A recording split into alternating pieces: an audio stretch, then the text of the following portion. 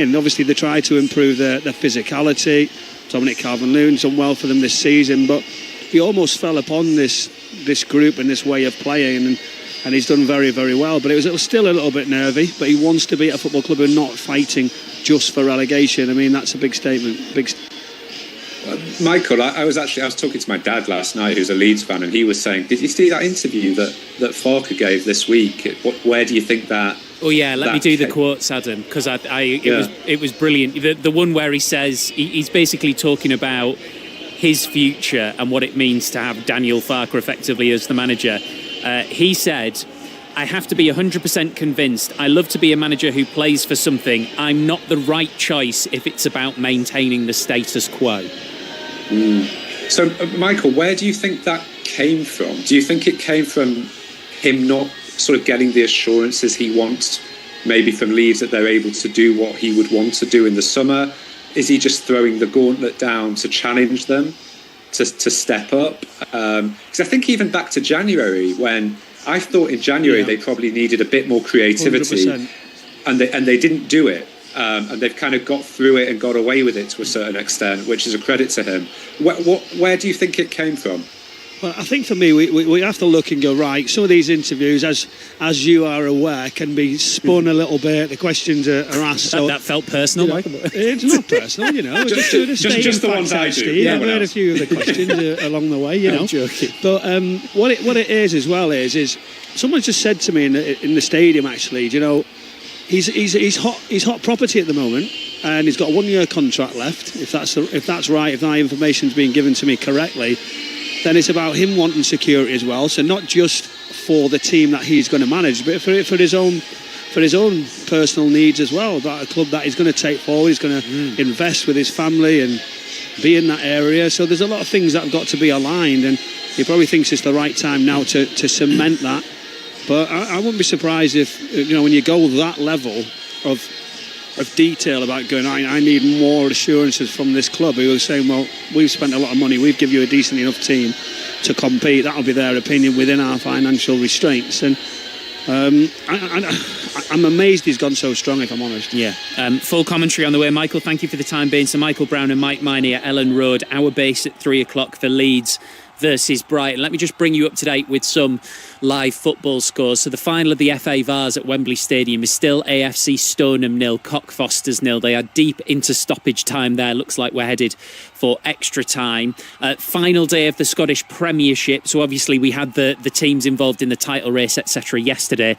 Today it's the other end of the table. So Dundee lead Aberdeen by 1-0. If Dundee win, they will go up a place and finish 8th above Aberdeen. Livingston lead Kilmarnock by 1-0. Livingston have only won 2 games all season and are being relegated today regardless. And St Mirren 0, Dundee United 0. St Mirren already know they will finish second bottom and play a playoff with Partick Thistle of the Scottish Championship. You're up to date. Back to Old Trafford. Lee Blakeman. Manchester United 3, Nottingham Forest 2, 93 on the clock. We'll play 98 in total. Forest pushing for an equaliser. Gibbs White had a shot blocked inside the penalty area. Owoni's just put one wide of the bottom corner as well. Curtis Davis. Manchester United creating chances. Bruno Fernandes just looks dangerous every time he gets forward as he tries to get this record-breaking Premier League assist. Yeah, that's been the theme of it. It was Forest that were on top. Manchester United in transitions, but it seemed that Bruno every time got into those positions, he had maybe 2 or 3 options a lot of the time and just was forcing it. He was forcing the wrong option, trying to get the assist,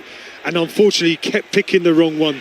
Mount with a shot here from the edge of the area, just wide of the bottom corner. Took it first time on the turn, caught it really well. Mason Mount, he's got 3 goals this season already, and that was very, very nearly 4. Yeah, very, very nearly, because he had a player in front of him that he's just used. He struck it really well, faded it on the outside of him, but unfortunately for him, just the wrong side, the left-hand side of the post. 4 to play, Manchester United 3, Nottingham Forest 2.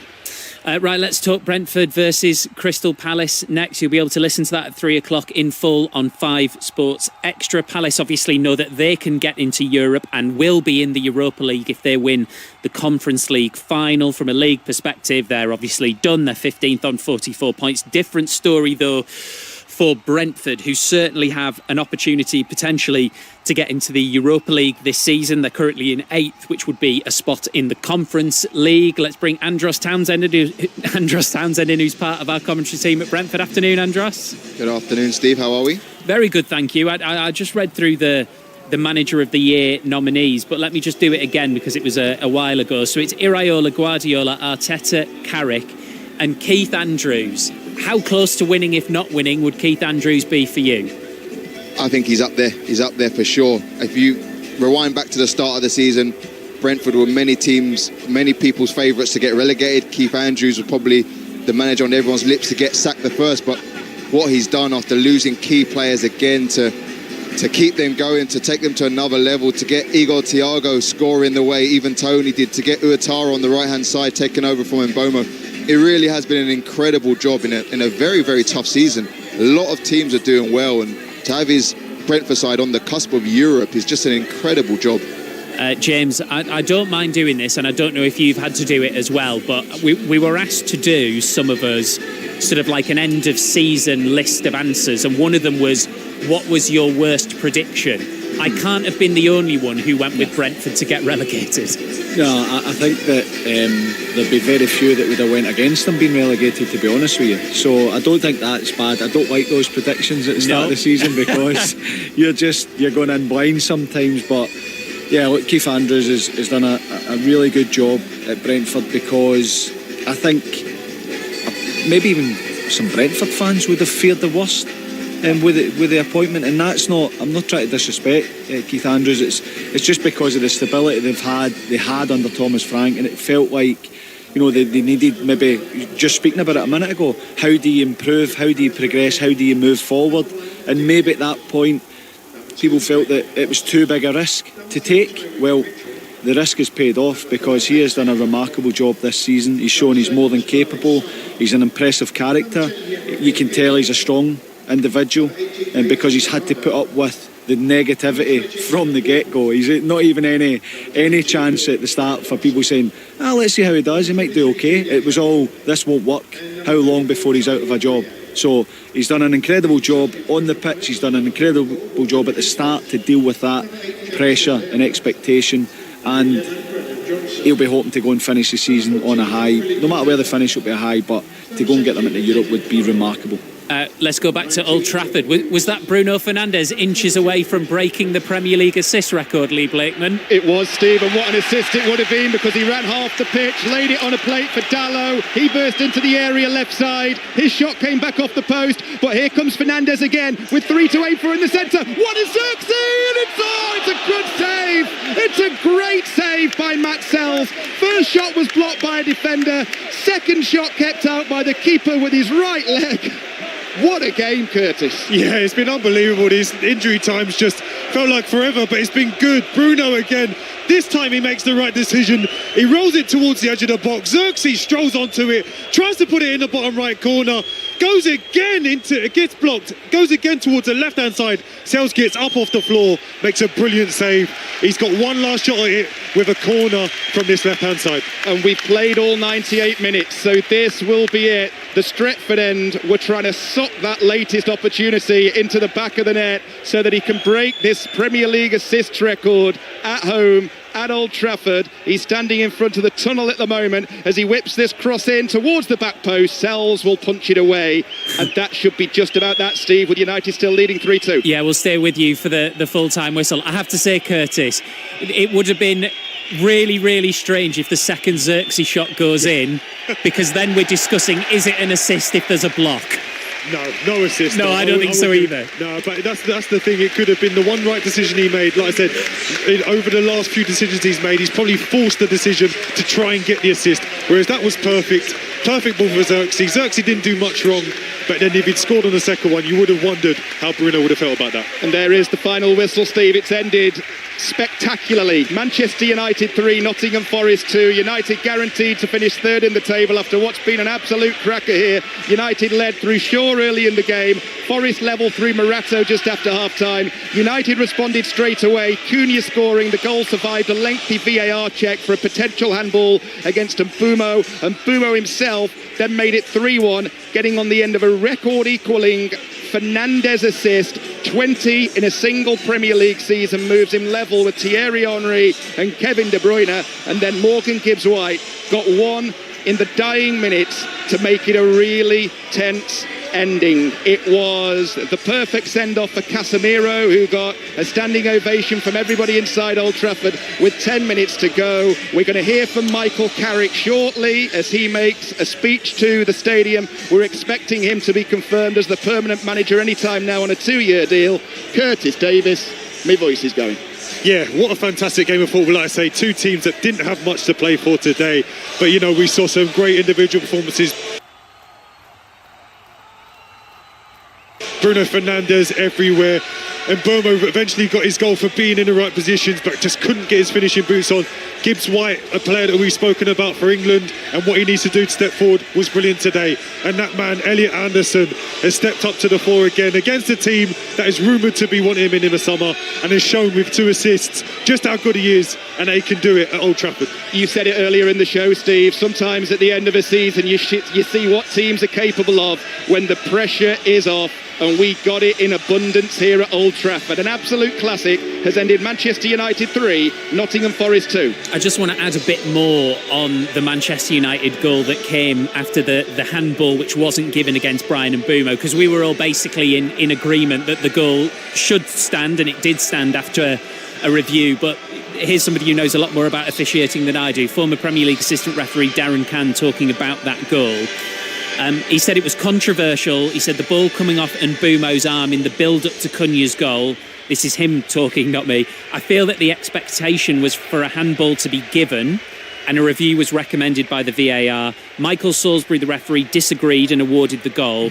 Whilst I think that is commendable to see a referee stick with his original decision for only the 4th time in the Premier League this season, I believe that football's expectation is Mbumo controlling the ball, especially when it leads to a goal, outweighs the possible deflection off Mbumo's hip. So that's just an interesting counterpoint to what we were making earlier, given we all agreed and said it should be a goal. But it was a goal, and it was a game with absolutely no pressure on both teams. It was a great game, which has finished 3-2. I have to say, James, it's the strangest end to a game whereby anyone who had a shot was not getting a camera close-up. It was all about Bruno. I think if Bruno had a penalty there, he would have tried to pass it. Yeah, I wouldn't be surprised. We've seen it before. It's been attempted where it's rolled to the side and someone comes and tries to score. Yeah, it was interesting, and it does pique your interest, because even I was watching Bruno's reaction when the chances were being missed, because he's so desperate to break that record. And he couldn't have done much more today. He could have smashed the record. Could have been walking away with 4 or 5 assists this afternoon. But again, it's almost like sometimes you've got the one where the player's trying to score and everyone's trying to set him up, whereas everybody's trying to set Bruno up to set someone else up because they're desperate for him to break this record. But again, I said it earlier, it shows unity within the squad, that they're all wanting Bruno to go and break an assist record. And it's nice to see it's someone that's trying to set up a teammate rather than someone that's going to try and score the goals and hog all the headlines. Yeah, I suspect the audio quality is not going to be the best at Old Trafford, so we'll let you know what Michael Carrick says when he does get a microphone. Lee, Curtis, thank you both very much. Thanks, Steve. Cheers. Lee Blakeman and Curtis Davis inside Old Trafford. Manchester United 3, Nottingham Forest 2. We're certainly expecting in the next 24 hours or so confirmation that Michael Carrick is going to be the new permanent manager. It may happen in the next few moments as well. So Adam Craft and James McFadden both with us, as is Andros Townsend, who's at Brentford Crystal Palace. We've got to talk Everton, though, with you, James, and with you, Andros, around Seamus Coleman, who's announced that he's going to finish his Everton playing career at the end of this season. So this game that they've got against Sunderland this afternoon is his final home game. A player signed for £60,000, 17 years at the club, 372 Everton games, the most that any Everton player has played in the Premier League era. Just firstly, Andros, just tell us what it was like to play with him. It was amazing. You spoke about those accolades and how many appearances, but I think his best job was what he did off the pitch. I've played with many great captains, but I've never played with a captain like Seamus. He really was almost a man manager while he was still playing. He knew when players needed an arm round the shoulder, knew when they needed to kick up the backside. He knew when to call a team meeting to hold players accountable, and especially in those dark few years that I was there where Everton were almost getting relegated. If it wasn't for Seamus Coleman and his leadership and his leading by example every day on the training pitch, I think Everton would be in the Championship today. James? Yeah, I agree wholeheartedly. I think my experience with Seamus was different because he was a young player, and it was a strong dressing room with strong characters. But you could tell his attitude, his commitment to, first of all, himself, to get the absolute best out of what he had, and he did that. And then to watch him, my two sons in my household are Everton fans. My two sons are, big Evertonians. He's a hero in our house because of the way that he carries himself off the pitch. You hear stories. I still speak to people at the club the way he is. On the pitch, when he played, full commitment. It's no surprise to listen when people speak about the way he was in the dressing room as that leader. Some of the plaudits he's received this week in the wake of the news from top people in football that have been in at the club, that have saw it firsthand. Absolutely remarkable, and a credit to him that he's managed to be part of the club for so long. He had a horrendous injury where he had to come back from that as well, and to lead the club, and that's what he did, to lead the club through those dark times where it looked like it was going to end in relegation, to carry that burden, to carry that weight. He did it, and you could see that, I'm not saying he enjoyed it, but he understood the responsibility within that, to be the figurehead, to be that leader, to take on the criticism when it come your way, and as Andros says, to make sure that people are aware just what it means. A tremendous career. Hopefully he continues to go and play. I'm sure if it's not in a playing capacity, he will be involved at Everton in the future, because he's shown what the club means to him, and hopefully he gets to see exactly what the people that support Everton think of Seamus Coleman, because he is a modern legend of the club. And as I say, he's a hero in my household. That won't stop, that will continue. Also, Adam, hell of a player, by the way. Yeah, I mean, we've probably not seen it last couple of years or so, but I mean, at his best, he was fantastic. When you think what they paid for him all those years ago, probably still one of, if not the best, David Moyes signing at Everton. Second best, to be fair. Sorry? Well, second best. Come on. I'm only kidding. Second best. But no, I mean, clearly, both in terms of quality and personality, sort of had all of it. And Everton still have a decent amount to play for. They're only, so I'm just looking now, 2 points off Brentford in 8th, which would give them Conference League, 7th, 4 points off Brighton. They've been really unlucky the last few weeks, unlucky or careless, sort of depending on your view, in terms of the late goals that they've given up and the leads that they've had. I think David Moyes will be a bit frustrated by that, because I think they could really have been pushing Bournemouth for that potential Champions League place as well. Fair play to you, Andros. You had the opportunity to jump in and say third best signing, but you left it. Well, I was thinking, was Andros a David Moyes signing? I wasn't, that's why I stayed quiet, yeah. Oh, fair enough. Thank you very much, everybody. Great stuff. Andros Townsend, thank you guys. Adam Crafton, who's been with us all afternoon, and James as well, of course, who's a great person to have with you on any day. It doesn't just matter that it's a big day that's happened in Scotland, all of the Premier League stuff as well. James McFadden, Adam Crafton and Andros Townsend, who are with us there on 5 Live Sports. So big commentaries coming up in the Premier League. Brentford versus Crystal Palace, that's Andros's game. You will get that on 5 Sports Extra. Leeds versus Brighton here on 5 Live. We will keep you up to date with Everton, Sunderland and Wolves versus Fulham in the Premier League, and then we'll bring you Newcastle versus West Ham United, 5:30. That one, of course, will be here on 5 Live. Let's check in on the County Championship cricket going on this afternoon. Yorkshire, Surrey. Kevin Howells. We've had an extraordinary day, to be honest with you, Steve. Good afternoon to you. Actually, cloud this morning here in Leeds, and that created some opportunity for the Yorkshire bowlers, and the game has really opened up. He was heading for a draw, we thought, after the first couple of days. Surrey lost 7 wickets this morning. They're now 138 for 7 with Blake and Abbott, the not-out pair. Very useful partnership in these circumstances of 45. They trail still by 348 runs. George Hill taking 4 wickets, 2 in 2 balls. So a really interesting interesting game here at Headingley. Also eventful at Chelmsford, where Leicestershire were bowled out by Essex for only 60. Sam Cook took 4 for 19, Shane Snater 4 for 12, so Essex need only 101 to win that game. They're 17 for no wicket. And a mention for Sonny Baker, this very exciting young fast bowler that England have named in their test squad this past week. He's taken 5 wickets for Hampshire. They're taking on the defending champions Nottinghamshire, bowled Notts out for 229, Hampshire 4 for no wicket, and they trail Nottinghamshire by 11 runs. Kevin, thank you very much. And the brilliant ball-by-ball county cricket commentary service is available on the BBC Sport website. As always, let's talk golf now. The leaderboard is so beautifully set up heading into the final round at the USPGA Championship in Aronimink. So the American Alex Smalley's got a 2-shot lead on 6 under. You've got Rory McIlroy, Jon Rahm and Justin Rose among the 30 players within a 5-shot lead. Coverage of the final round begins on Sports Extra from 8 o'clock, continues on 5 Live from 9. Correspondent Ian Carter will be part of the commentary team. You're going to be busy.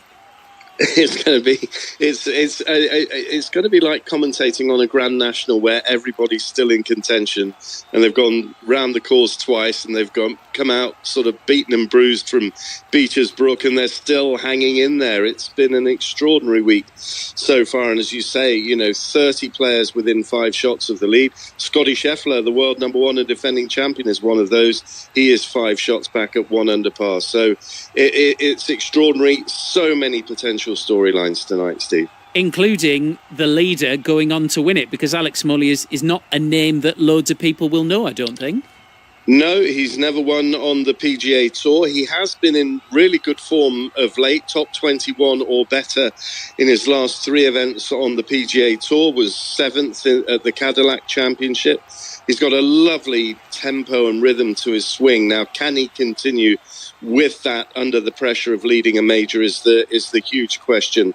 But the way that he played the back 9, coming home in 31 last night, it's really distinctive, this golf course. The front 9 is where you make your score. You cling on to it on the back 9. For him to accelerate away as he did yesterday might be the defining factor in this championship, because it's been so hard to find one. But to lead coming into the final round of a major, having never won on the PGA Tour, it is asking an awful lot, even with a 2-shot advantage. Especially given he presumably is going to find it very difficult not to think about the people on his heels, which includes not just Rory McIlroy, but Rory McIlroy, who seems to be really kind of accelerating into the tournament. Exactly. I mean, his wing mirrors are going to be jam-packed full with some really big beasts, and McIlroy is in there. He's the Masters champion. It would be remarkable were McIlroy to win this, because he was 104th after the first round. No one has come from that far back after a first round. It was a 4 over par 74, but 67 on Friday, superb 66 yesterday. So he's trending in the right direction, but you can say the same of Jon Rahm, Ludwig Aubert, Xander Schauffele, Patrick Reed, real pedigree, major winning golfers who are in this chasing pack. Also, it's not just those with pedigree. It's 107 years since an Englishman won this event. Justin Rose not the only one in contention.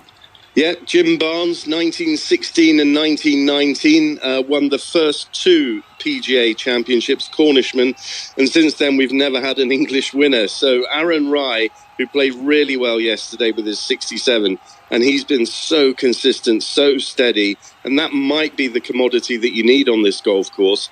He's in a share of second place at 4 under par, and after yesterday's 65, Justin Rose has managed to get himself up to 2 under par, a share of 11th place, but only 4 shots behind.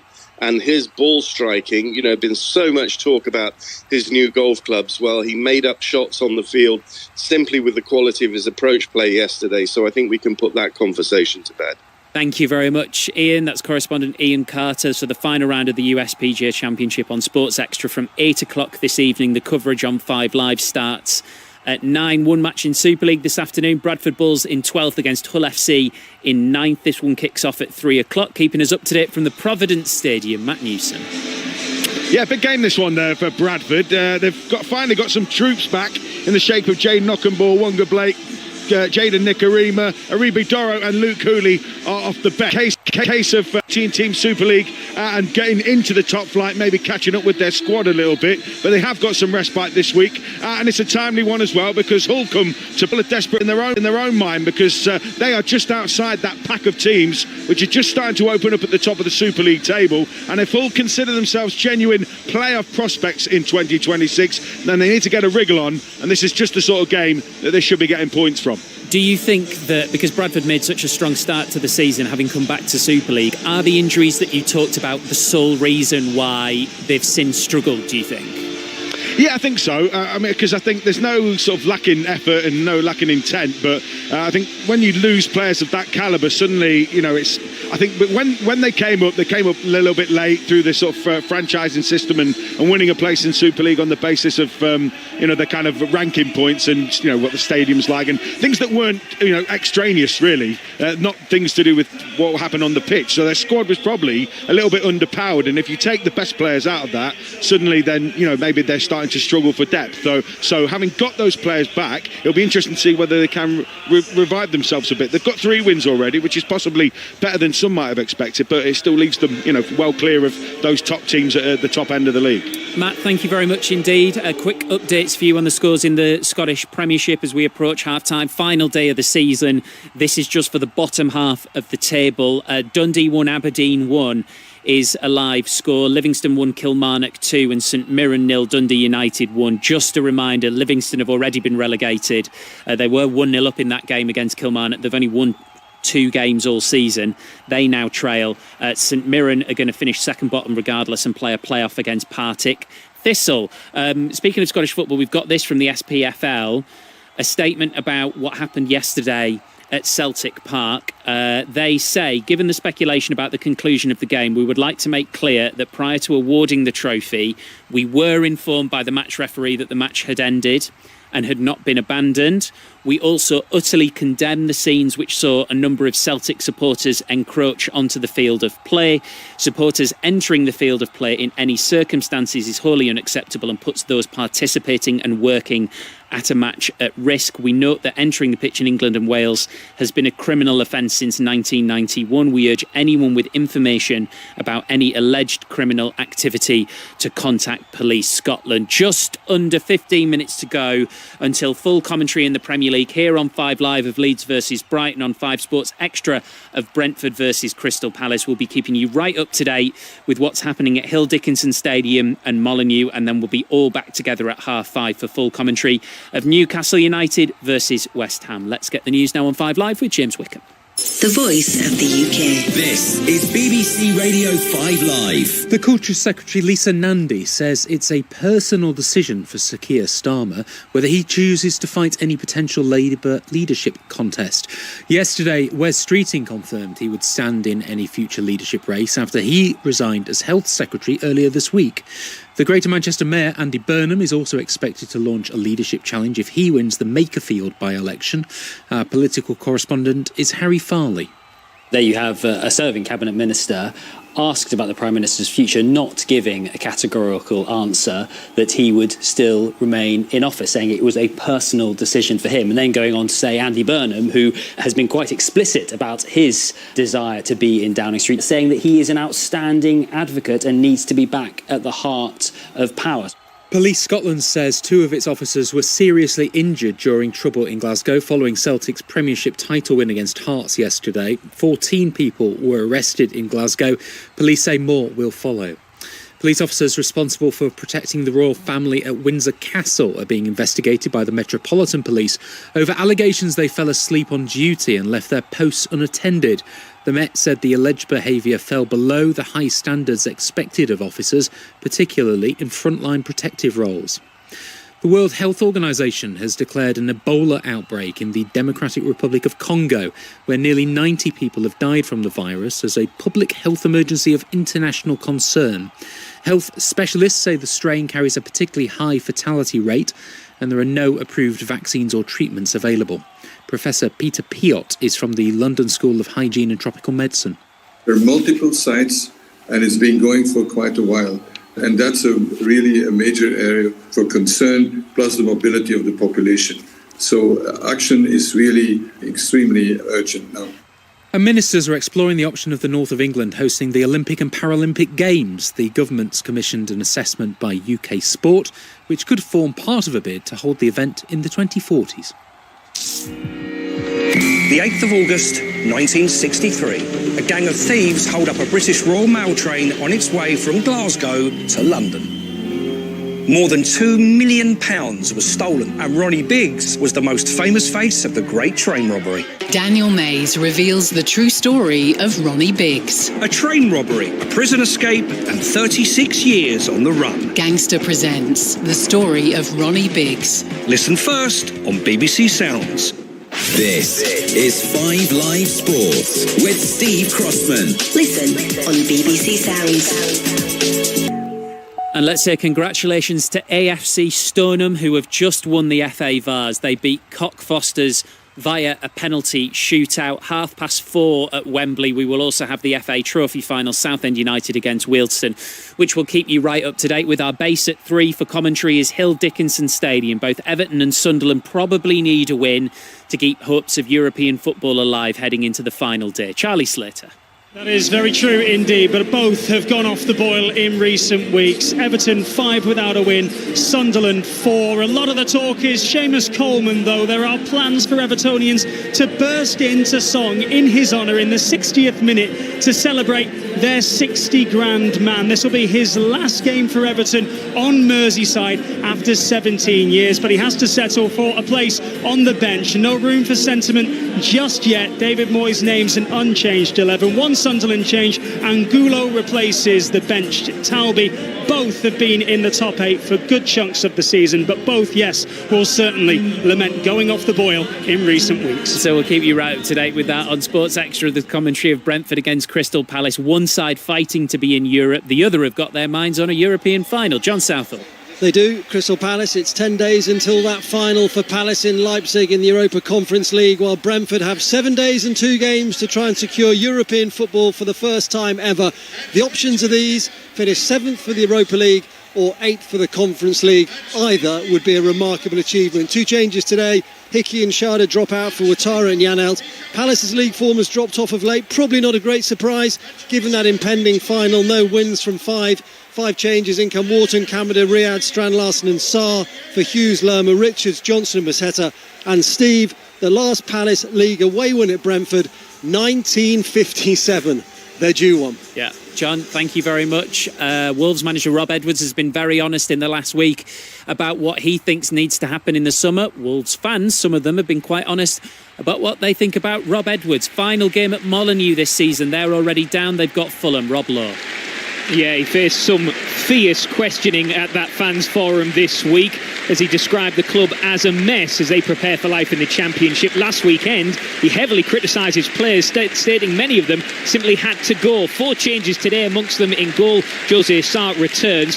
Fulham's European hopes are hanging on by a thread. They need to win their final 2 games, hope other results go their way, and the uncertainty remains over the future of manager Marco Silva. They look to complete their first ever league double over the Old Gold, though, and are encouraged by the return of Alex Iwobi, who makes his first start since April due to a hamstring injury.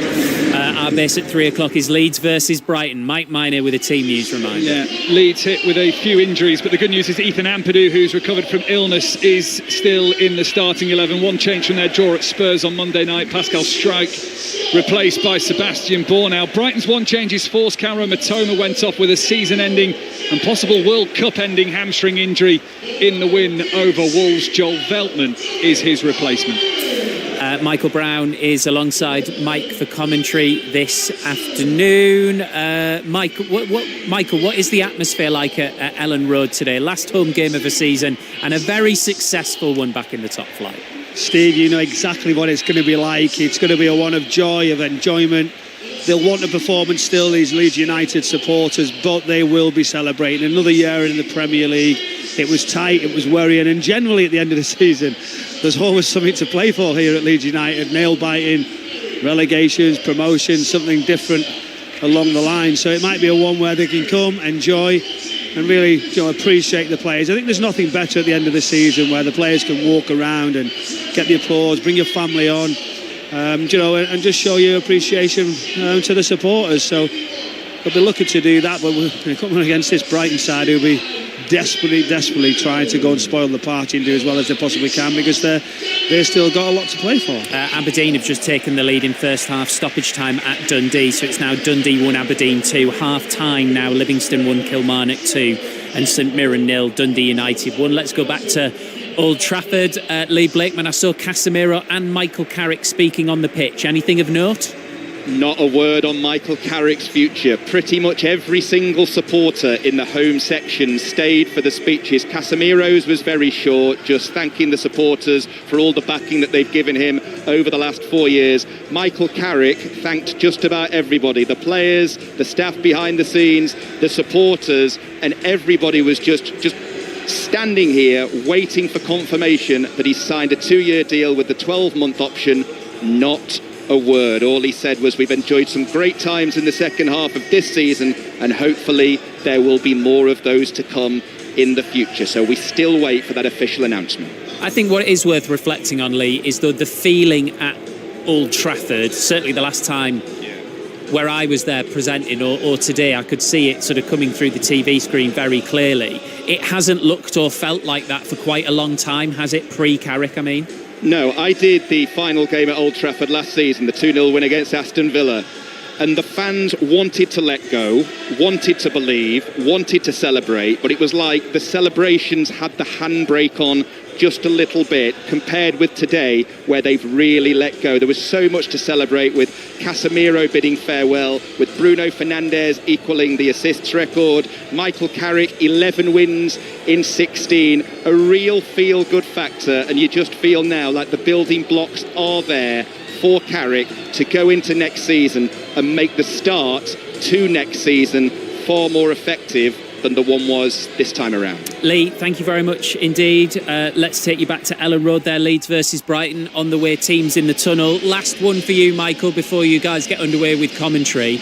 We've had Ollie Watkins really finish the season well at Villa, having not been included in that most recent bumper England squad. Be kind, Steve. Come on. Dominic Calvert-Lewin and Danny Welbeck, both of them, have both been in contention. Do you think that either of them is going to make it? And is it possible on this final, penultimate game of the season, that they could still have an impact which is decisive? Well, they've got to hope that that's going to be the case, that they can convince, that they've done enough, that they've got the quality, that they can change a game. I think this is the problem, is with Thomas Tuchel, that it's just Harry Kane all the way. And that's something you go, right, well, do we need to take another number 9? We've seen so many players who are playing that 10 role, or they can play in wider areas across in a front 3. So they said they can just hope. You've got the experience of Welbeck, Dominic Calvert-Lewin scoring goals, playing with confidence, playing regularly, staying fit. I think they're both going to still struggle though, Steve, I think, if I'm honest. Goals just drying up at the wrong time. In the Women's Six Nations so far today, then it finished Wales 24, Italy 43. They're just underway in the second match of the day. This was a 2:30 kickoff. Ireland and Scotland. Already Ireland lead 26-0. At 4:45 we've got the title decider, France versus England. You can watch it on BBC One. You can listen on Sports Extra 2. In the Premier League then, we'll keep you right up to date with Everton against Sunderland and Wolves versus Fulham. If you want Brentford versus Crystal Palace only, you can get that on 5 Sports Extra. We'll all be back together at 5:30 for Newcastle versus West Ham. But our base now is Ellen Road, Leeds against Brighton, with Michael Brown and Mike Minor. Steve, thank you. 2 teams out going through their handshakes in the sunshine of Ellen Road. Party atmosphere here. And Leeds United being guaranteed safety. But for Brighton, still a little bit of work to do. Brentford and Everton, you can throw in Sunderland and Fulham too. 5 teams who hope and certainly have a chance of European football. All in action at 3 o'clock and all covered for you this afternoon on BBC Radio 5 Live. 2 games to go for the Seagulls to get back into Europe then, 3 years on from when they last qualified. And the Leeds fans know that they are safe. The programme cover this afternoon here at Ellen Road features a smiling Daniel Farker in his winter coat. The job was far from done in December, it has to be said, but wrapped up warm he is in front of a big scoreboard that says we are staying up. But despite that smiling face of the Leeds United manager, there seems to be a little bit of discontent between boss and boardroom. He has asked for them in his press conference this week to match his ambition. So the question is, with the Leeds fans throwing up blue, white and yellow balloons, what reaction will the Leeds fans give their manager, Michael Brown? Well, they'll give him a really good one because he's done the job. Ultimately, if you'd have said Leeds United were going to succeed and stay in the Premier League, you would have took it. It looked wobbly.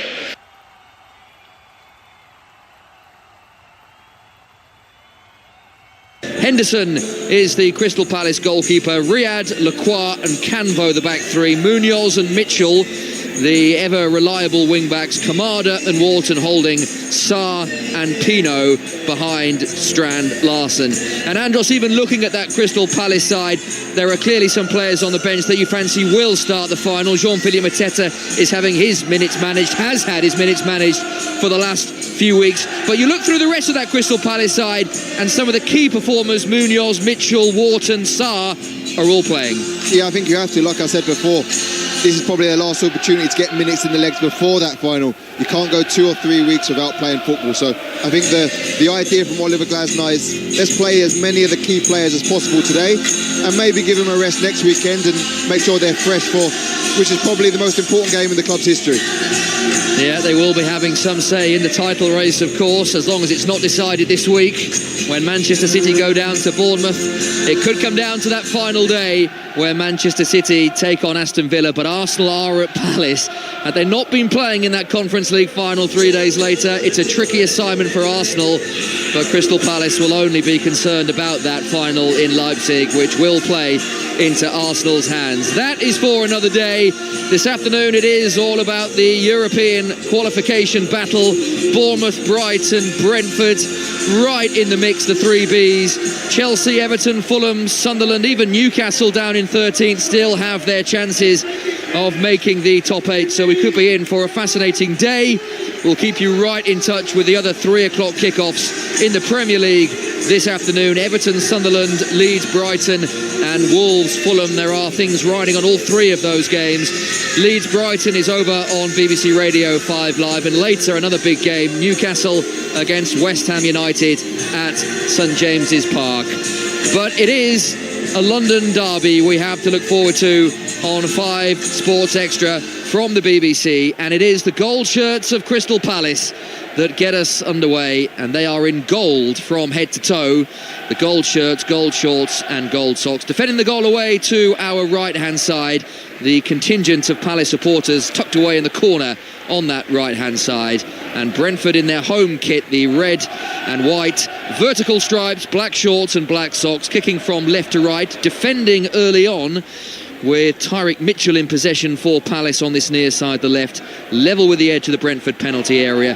Kamada back to Riyad, Chadi Riyad, who swings it towards the edge of the Brentford penalty area. That's comfortably dealt with, and Brentford maybe for the first time in this game can get their foot on the ball. They lose their way. Kamada, now Sarr on the edge, complete shot from Ismaila Sarr, who's been in such good form for Crystal Palace. Now Brentford can surge forward on the counter-attack. There are runners left and right for Janel. Thiago's back heel. Jensen's on the end of this. There's a man on the left-hand side. It's an opportunity for Coyote onto his right foot. Shoots over the bar. And that's the first real opportunity for Dango Ouattara, who had space on the edge of the penalty area, jinked his way in field, but his right foot shot over the crossbar. He just waits too long, Ouattara. He has time and space. He doesn't take the shots, allows the right-back Munoz to get back, has to check back onto his right foot, doesn't get the contact he would have wanted. A really good chance for Brentford on the counter-attack there. A lively start to this game at the G-Tech Community Stadium. 90 seconds in, Brentford work it into the penalty area well. It's the sort of chance that he has been taking this season, Dango Ouattara. 5 goals to his name. And in the sunshine, Palace are striding forward again. Pino looking for Sarr, who's in on the right here. Down under no contact. And referee Sam Barrett points for a corner rather than a penalty. Crystal Palace players aren't happy with that. Must admit, from first glance, Andros, contact, if there was any, was minimal. Yeah, I think the ball's gone out of play anyway. I think there is contact. Just coming up now. Yeah, there's a little nudge from Lewis Potter, which takes Sarr into the goalkeeper. I think it's more of a collision than a foul, if I'm being honest. Yeah, it doesn't look like there's a great deal in that. This will, of course, being checked in the background by VAR. Paul Howard is not too far away in Stockley Park. They are checking this, but I think I agree with you, Andros. There's very little in that. And I don't think he has control of the ball, Ismail Assar. Yeah. Well, they are having a long look at this. They're also looking at not just the contact between Lewis Potter and Sarr. They're wondering whether Kelleher got a little touch on Ismail Assar as well as he made his way past. I think there's no doubts Kelleher does get a touch on Ismail Assar, but I don't know. I don't think Ismail Assar has control of the ball. I think it's just a collision between the striker and the goalkeeper. So all eyes on the referee, who is being told to have a look at the monitor. So we have a very early VAR decision for Sam Barrett to adjudicate on, and this is all from Ismail Assar into the penalty area, clipped by a combination of Lewis Potter and then Caoimhin Kelleher. So the referee has to come all the way, almost to the opposite end of the field, where the VAR monitor is on an extendable black arm, and it rears into view, and Sam Barrett is having a look at this. And the key incident here, Andros, is undoubtedly Kelleher on Sarr. Yeah, it's definitely Kelleher on Sarr, and there's definitely contact, but like you and I said, is there enough contact there? Is Ismail Assar have enough control of the ball to give a penalty? Well, we saw earlier at Old Trafford Michael Salisbury not giving a penalty, or not giving the goal against Manchester United for what was a handball potentially on Brian and Burmo. So Sarr takes the ball away from Kelleher, who's in his pink shirt. There is the fraction of contact. Well, here comes the decision. Dean Henderson's having a little word with Sam Barrett as well. The referee blows his whistle, draws the imaginary rectangular screen, and will announce his decision to the G-Tech community crowd. Brentford goalkeeper commits a foul on the Crystal Palace. And the foul is confirmed by the referee. So Crystal Palace have this very early penalty. Caoimhin Kelleher fouling Ismail Assar. And after all of that, Andros, it's a penalty for Crystal Palace. Yeah, I think it's very harsh on Brentford there. I mean, there is contact, but it's not like Ismail Assar takes it past Kelleher. It's almost a through ball from Wharton, I think it is. And Ismail Assar is trying to get there, and there's almost like a collision. It almost looks like Kelleher withdraws his left arm. It was one that was heavily scrutinised, but one that has been given Crystal Palace's favour. But Caoimhin Kelleher has a very good record when it comes to saving penalties this season. 3 of them he's kept out. No other Premier League keeper has saved more. And he's up against the man who won the penalty, Crystal Palace's top scorer, Ismail Assar, who has 20 goals to his name. The chance for 21, away to our left. Sarr composes himself, Kelleher waits, this to give Palace the lead. It's a slow run-up, Sarr scores into the bottom right corner. Kelleher went the right way, but couldn't keep it out, and Crystal Palace score in the opening 6 minutes at the G-Tech Community Stadium. Brentford 0, Crystal Palace 1. It's a very, very good penalty from Ismail Assar, because he knows how good Kelleher is at saving penalties. Not only does he put it in the corner, he puts it high in the corner, he puts it fast, away from the reach of Kelleher, who dives the right way. See on the replay, he's always looking at Kelleher, he's looking at the goalkeeper, but he makes sure he puts pace on that ball so the keeper has no chance. Yeah, very coolly taken, Ismail Assar. It's the now almost traditional penalty run-up, where the run-up is deliberate and slow, waiting for the goalkeeper to commit first. Goalkeepers nowadays are very wise to that as well and don't tend to commit themselves. But such was the accuracy of the Sarr finish into the bottom corner.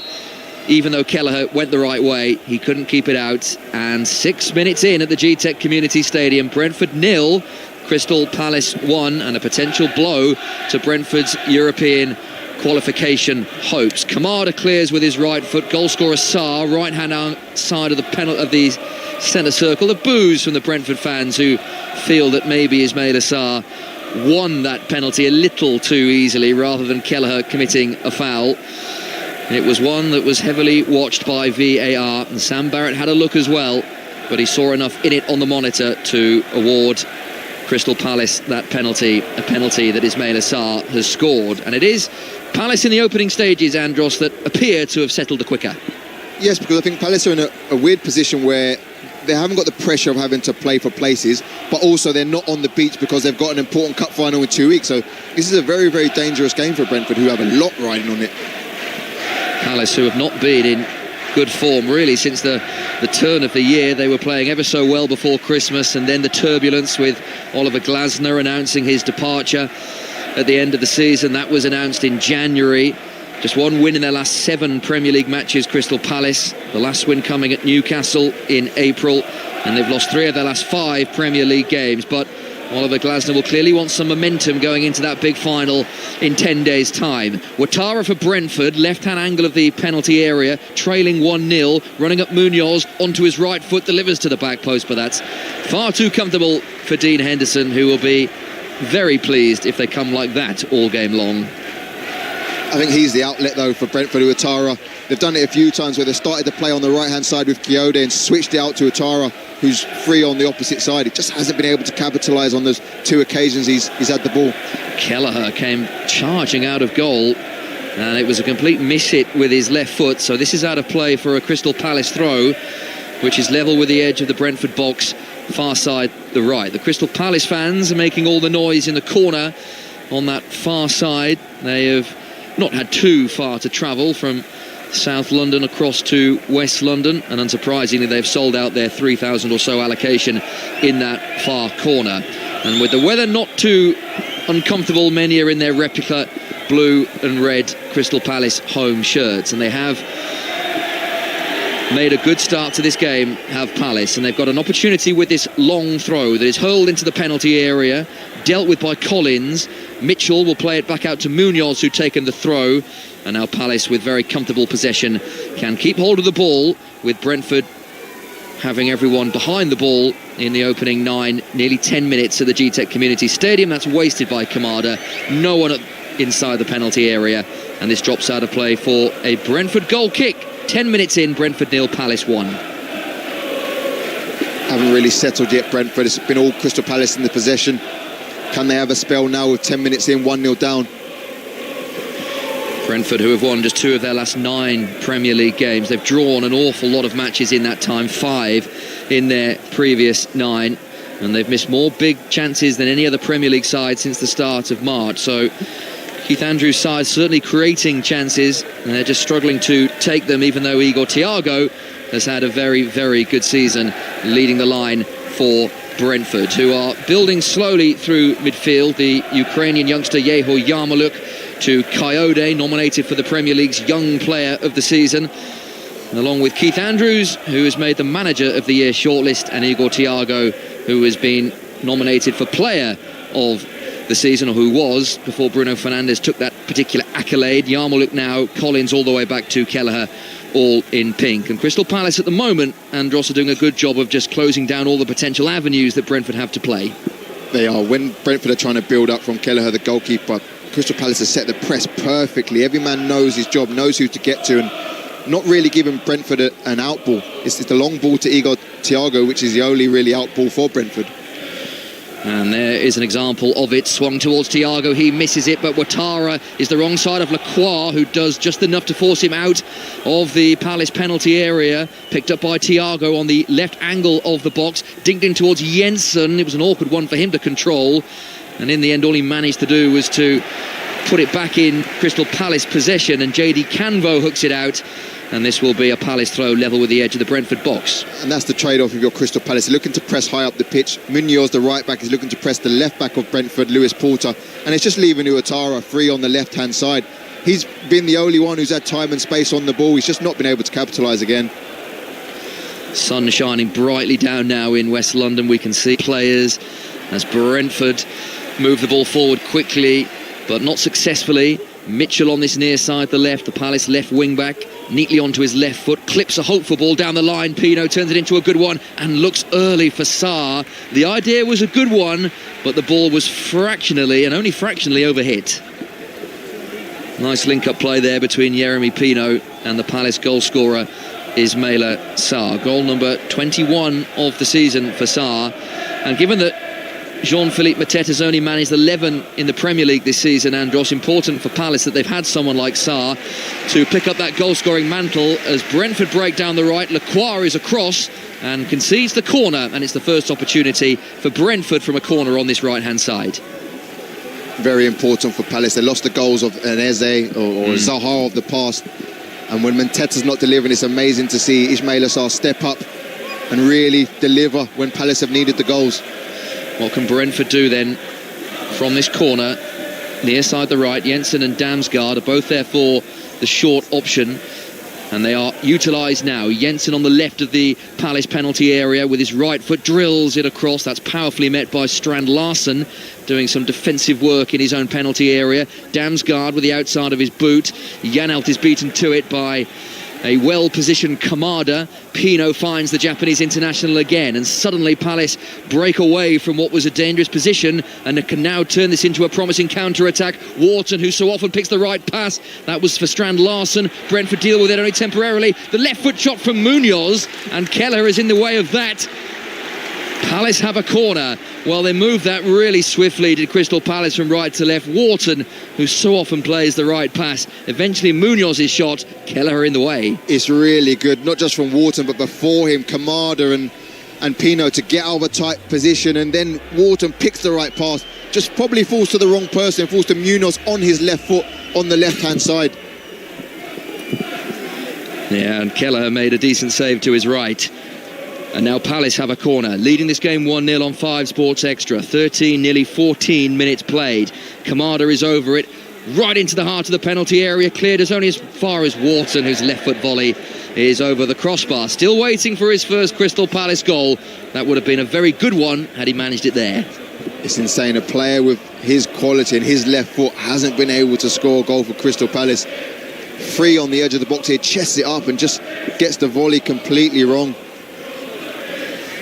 Yeah, 69th appearance this for Adam Wharton in a Crystal Palace shirt. And like you, it is very surprising that he's not managed to score in that time. Plenty of assists, though. Here's Thiago for Brentford. Near side the right, couple of yards in from the touchline. He's got 2-3 Crystal Palace players to try and trick his way past. Mitchell dispossesses him, and then foul by Thiago on Mitchell means that Crystal Palace have this free kick in their left-back position. They lead by 1-0. This would take them up to 13th in the Premier League table.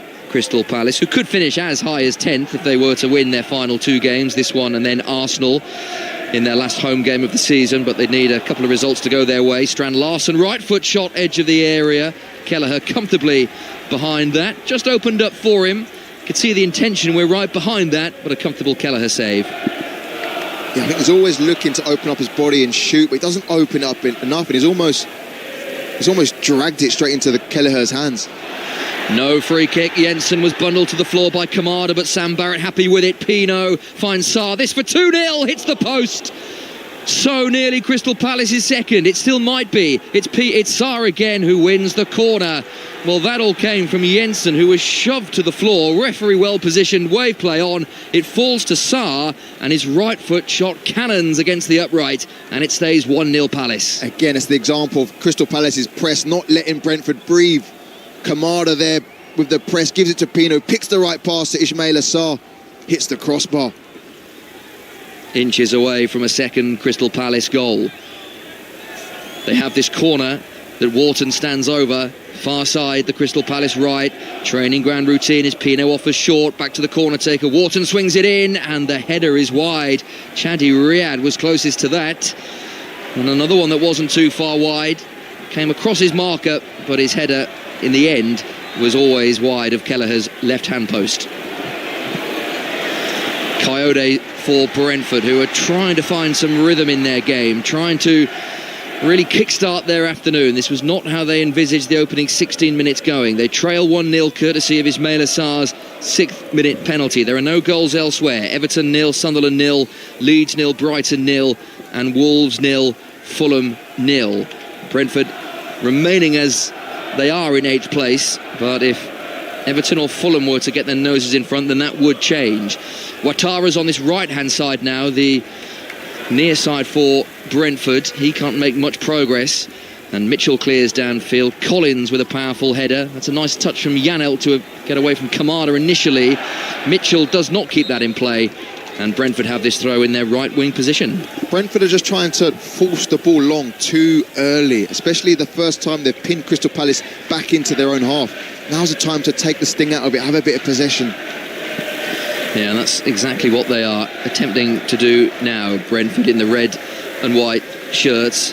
Christopher Ayer, the Norwegian international, no pressure on his pass forward. Janelt feeds it into an inside right channel. That's a good ball. Thiago's a willing runner. His touch takes him out of the box, but still in a threatening position for Brentford. The little back heel, off it goes Canvo, and Brentford have a corner near side the right. He's a player's dream, Igor Thiago. He's a big centre forward, but he knows what he's good at. He doesn't try to do the flicks and tricks. He knows he needs to hold the ball up and play to his teammate and then get into the box. And I think the reason he scored so many goals is because he doesn't try to do the difficult stuff. Yeah, he is being such a key cog in this Brentford side, and it is easy to see why Brentford have profited so much this season, given his all-round game, his running and his finishing ability. Can he get on the end of this corner? It's in towards him. It's off a Palace head. It's loose inside the Palace penalty area. Hacked clear. Still an opportunity for Brentford to move forward, although Jensen's touch is loose, as is Pino's. And now Janelt on the right-hand side of the box has space to measure across. Declined the early opportunity. Now he swings it in with his left foot. Strand Larsen is there again to aid his defenders with a defensive clearance. Brentford, though, still retain possession. Janelt wastefully down the line, and Riyad with a nice piece of chest control can bring Crystal Palace moving forward. Wharton calms it down, and now Palace can get a feel for the ball in their back line. And this game, Andros, has a good feel to it. It's been played at a good pace. It has. It's been mainly Crystal Palace, but Brentford have had their opportunities. Been very end-to-end, a lot of chances in this first 20 minutes. And one has been taken from the penalty spot. Ismaila Sarr, having won the penalty, VAR giving essentially the penalty after Sam Barrett was sent to the screen, and Sarr converting said penalty very nicely into the corner. Mitchell backwards of square, centrally positioned around 30 yards out. Wharton now with his left foot to the edge of the box. Pino keeps the move going to the right. Low ball in from Munoz. Takes another ricochet off a Brentford player. Lewis Potter in the way of this. And Palace now have a corner, and both sides trading blows courtesy of a number of corners that each are winning. Pino for Crystal Palace is central to everything that's happening for Crystal Palace. He's just getting into the pockets in between the lines, on the left, on the right, in the 10 position. And every time he gets the ball, he's looking to get turned and thread players through. Everything is going through him at the moment. Can they profit from this set piece that will be taken on that far side, the Crystal Palace right? So Adam Wharton will swing it in with his left foot. It's deep to the back post this time. There are a number of players there. Lacroix was up there. Header didn't really make any progress through the box. It's still there for Palace. Dug out into the crowded penalty area. No one there in gold. Thiago brings it away, and if the pass is released to Ouattara, there's a counter-attack opportunity for Brentford now. The gold shirts of Palace are flooding back. Ouattara's cross deflected, and Henderson will keep that in play. Well, for a moment that looked promising for Brentford, but they didn't really capitalise on what looked a good situation. Yeah, it opened up nicely, but unfortunately for Ouattara, the last man back for Crystal Palace was Tyreek Mitchell, who can match him for pace, sees it all the way, slows Ouattara down, waits for his teammates to get in, and they deal with it very easily in the end. You must have been in that situation plenty in your career when you're the only winger forward, charging forward. I imagine it's very easy to get caught in a couple of minds there. You don't know whether to hold up play, you don't know whether to go for goal yourself. Yeah, and in the end you end up doing neither. Too many decisions to make. Andros Townsend with us on 5 Sports Extra from the BBC, former England international, former Crystal Palace winger, 5 years at Selhurst Park. Here come Palace again. Sarr's low ball in. It's another Crystal Palace corner as the wind picks up around the GTEC Community Stadium. It's another promising position for Crystal Palace that Sarr found, and his right foot cross off a Brentford man, and yet another Crystal Palace corner. They haven't really taken advantage of these corners yet. They've done the training ground, they've put the signals up, they've got the runners, but they just haven't really capitalised with whether it be the delivery or the execution of the header.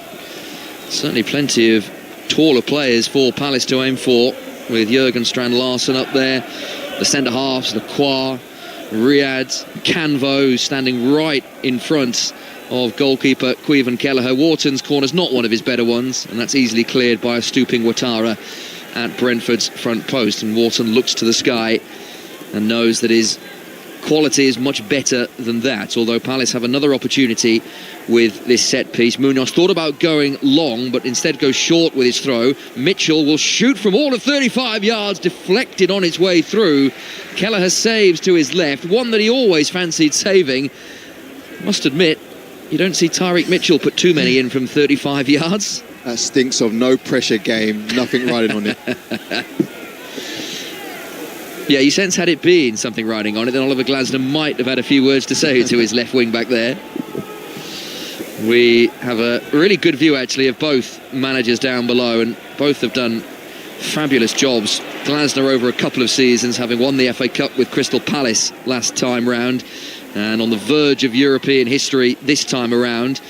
It would be their first major European trophy if they were to lift the Europa Conference League in Leipzig in a couple of Wednesdays' time, having already secured Oliver Glasner Crystal Palace's first piece of major silverware in that FA Cup win against Manchester City last season in his blue jumper, light blue jeans and white trainers, and Keith Andrews in the black jeans with his blue jacket on, and he's looking a little agitated away down below us, and he's outside of his technical area. He's almost in Oliver Glasner's technical area, with the fourth official Stephen Martin keeping watch in between. Palace edging forward, loose touch from Pino, out of play for a Brentford throw just over the halfway line. Collins retreats and instead gives the ball to Damsgaard to take this throw on the halfway line. 23, nearly 24 minutes played. So we're halfway through the first half on 5 Sports Extra.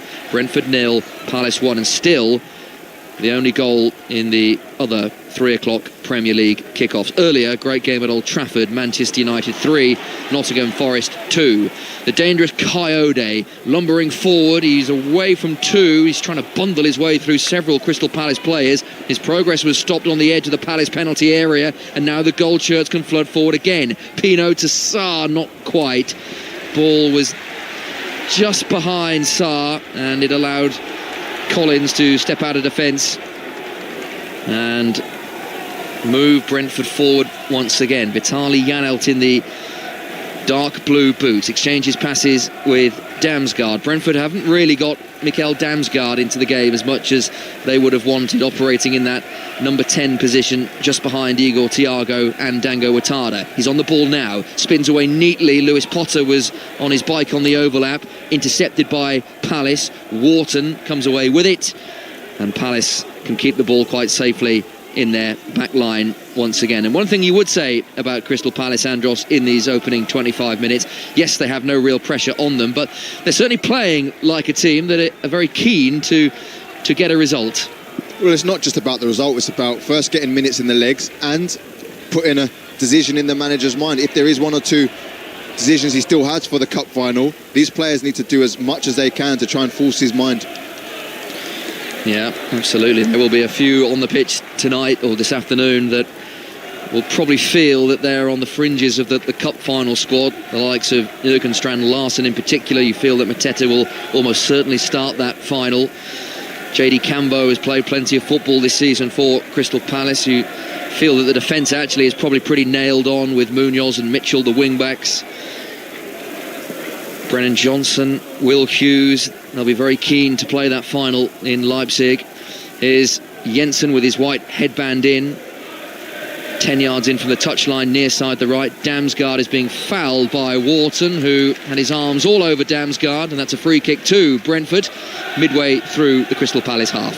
There's just been a bit of a positional change from Ouattara. I think he started on the left-hand side and 2 counter-attacks went through him, but they've almost sort of moved him to like an inside right position. I don't know if they're looking to play on Chadi Riyad, the left centre-half position, but he's not really had a touch of the ball since those early opening stages.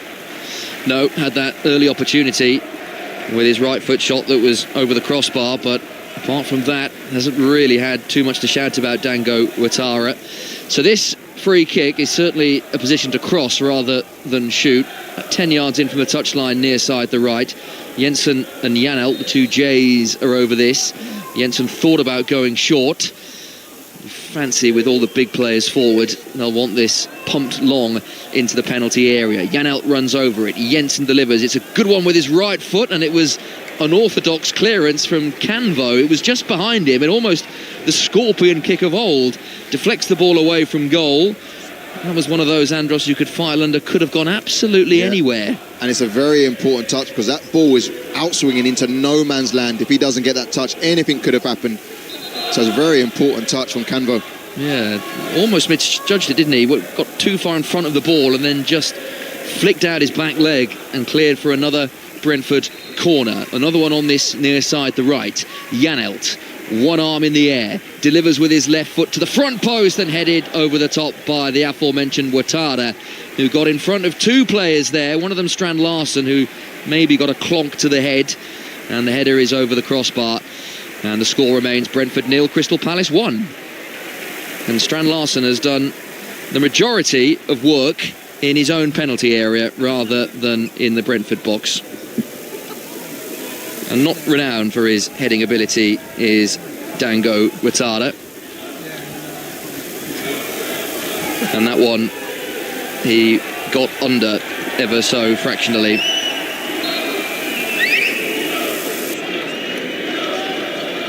Dean Henderson will clear downfield for Crystal Palace. Brentford 0, Crystal Palace 1. The little touch from Wharton. Janelt caught Wharton late, but the referee saw that and waved play on, no problems there. And up all the way back to Lacroix, who's just inside his own penalty area. Dean Henderson will clear downfield. Under this is Collins. His header will be picked up by Coyote, who burst through Wharton's challenge. He's a very strong player and will win a throw if it had gone out of play, but Dango Ouattara keeps it in. Near side the right, shadow for Kompany, running against Mitchell, who gets there just in front of Ouattara, and that's out of play for a throw-in to Brentford. Tyrick Mitchell lives for those 1v1 situations. It's going to be very, very difficult to get past him, Ouattara there. The former Bournemouth winger. And he's had a couple of sights at goal already this afternoon, and he's just beginning to have more of an influence in this game. Long throw will be taken by Coyote, and we know he possesses a terrific long throw. With 15 minutes to play until half-time, Brentford need a goal. They trail 1-0, and this is easily cleared by Pino, who thumps it downfield. Oliver Glasner waving forward his players, who were very deep to defend that throw. Kelleher, all in pink with his right foot, delivers downfield again. Collins was still forward, flicks it towards the edge of the penalty area. There's a coming together between Riyad and Collins. Referee well placed, but waves play on, and now Collins is hopelessly out of position. It's Strand Larsen who didn't really look as he played that forward. Well, that was an excellent opportunity for Crystal Palace, and you rather fancy Strand Larsen might have done a little bit better there with that ball forward. We'll see what happens here with this Brentford counter-attack. Not really a counter-attack. Palace have plenty of bodies back. Thiago's header. Collins arrives, and Henderson makes a terrific save, but flag was up anyway on this near side, so it wouldn't have counted. But still, Thiago's header, Collins, he wasn't to know he would have been offside. That really should have been, had the flag not gone up. 1-1. It's a diagonal from right to left onto Igor Thiago. Looks just about offside, but nevertheless, he wasn't to know that. He puts a great header across goal. Collins straight at Dean Henderson there, wasn't it? It's a good save from Dean Henderson, but Collins' right-footed attempt goes straight between the legs of Dean Henderson. That is a terrific Dean Henderson save. It wouldn't have counted because the flag was up on this near side. At least it wouldn't have counted on the field. VAR would, of course, had a little look. But that was a really good save. And Nathan Collins, who scored an own goal in the reverse fixture, Crystal Palace winning 2-0 at Selhurst Park. Nathan Collins on the score sheet for the wrong side that afternoon. He very nearly got Brentford back into this game. As it is, they're on the back foot again as Palace come forward. Wharton Centrally positioned, 35 yards out. Kamada having a little go on this near side, the left, slides it down the line. Mitchell's early ball goes right the way through the penalty area. Damsgaard clears momentarily. Canvo has it back for Palace. And now Munoz is going all the way back, surely to his goalkeeper via Canvo, who instead uses Maxime Lacroix, who is inside the centre circle with the white and pink boots, and he's got plenty of space in front of him, so he thinks, why not? I'll travel into it. Riyad on the left of the centre circle. Kamada in the gold base layer to match his gold top. Palace blocking this around really nicely. Lovely triangle involving Kamada and Wharton. Kamada now rather lost the momentum of the attack, then slips, but great ball into Strand Larsen, back from Sarr, and Strand Larsen hits the post. Mitchell on the rebound still for Palace, and Kamada's right foot shot is blocked. So close to the second for Crystal Palace, and it was beautifully worked. It still might be. Strand Larsen again, left foot shot blocked. Riyad on the edge of the penalty area now going backwards, but what an opportunity for Crystal Palace. Beautifully worked, and Strand Larsen very nearly finishing it off. We'll bring Andros in on that in a moment. In fact, we'll do it now as Wharton wins the free kick. Excellent Palace move, and so close to the second goal. It was. Brentford just can't live with Palace at the moment. The initial shot is from Strand Larsen on his left foot, bends it to the far corner, hits the post, probably comes back at Tyreek Mitchell too quickly, couldn't sort out his feet. Yeah, that angled effort from Strand Larsen was really well hit. He must have thought that was heading in, and it hits the post. Oliver Glasner, 2 thumbs up. He appreciated what he saw there. Just not quite the finish. Still Brentford 0, Palace 1. 12 minutes to play until half-time. And if anyone is looking like scoring the next goal, it looks like Crystal Palace. They already lead 1-0 courtesy of Ismaila Sarr's penalty. Wharton delivers. That's headed away more or less by the first man. Still there for Palace to win outside the edge of the Brentford penalty area, bobbling around awkwardly. And safety first from Tyreek Mitchell, who goes all the way back to Dean Henderson. Wolves are in front at Molineux against Fulham. Wolves 1, Fulham 0. Mateus Mane, the youngster, has scored for already relegated Wolves. That's a good result, or latest score for Brentford, who are under pressure from Fulham behind them, although it's another wasted ball forward. And Brentford at the moment, Andros, are not really clicking. They've not found their attacking rhythm, and it's why you're, bar that Collins chance that would have been offside, you're hard pressed to think of too many times Henderson has been called into action. And when you're second best in a game like this, you haven't got much possession, you've forced 1 or 2 errors. Sometimes you just need to keep the ball, and every time Brentford get it, they just seem to be searching for that long ball to Thiago, and it's not working. Another one goes in Igor Thiago's direction, another one is cleared, and the flag up on this near side to prematurely bring an end to another Brentford attack. 10 minutes to play until half-time. It's the Crystal Palace fans you can hear quite clearly coming through. They haven't had a great deal to cheer about on the road recently. They've lost their last 3 Premier League away games, conceding 3 goals in each of them. Their last lost 4 in a row in 2020. But we know there are mitigating circumstances to Crystal Palace's form, chiefly their Europa Conference League run. And clearly with Crystal Palace very safe from relegation as they have been for some time, it is no surprise that Oliver Glasner has put all his eggs in the Conference League final basket, but he will be pleased with what he's seen from his Crystal Palace side. They're playing some good football, they already have the lead, and they're defending well too, although that's the commentator's curse, given away badly. Damsgaard central position, Janelt on the left hand side of the box, early ball in, Lacroix is in the way of that. Brentford have a corner on their left.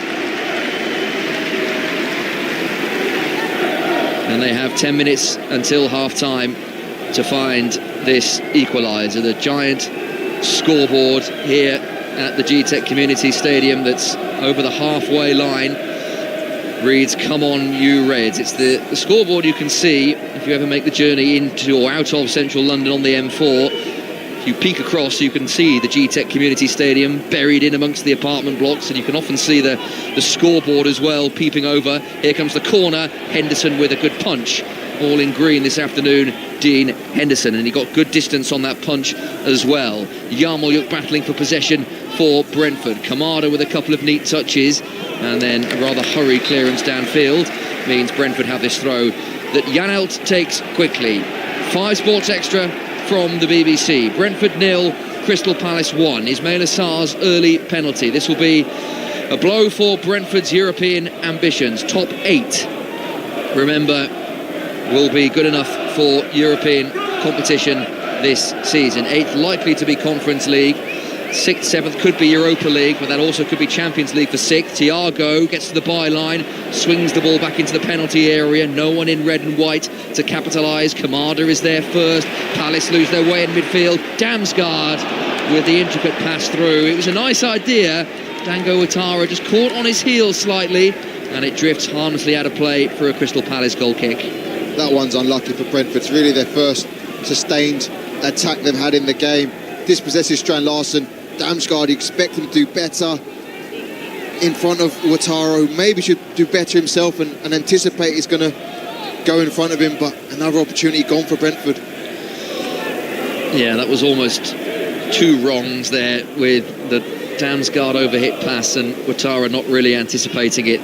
And the end result of all of that is a Crystal Palace goal kick. Munoz far side the right. Sarr with a flicked header to no one in particular. Yarmolyuk loses his way. Wharton wins it back well. Sarr's inside the box. Collins with a well-timed challenge. The ball still there for Palace. Pino at the back post. That's a brilliant piece of defending.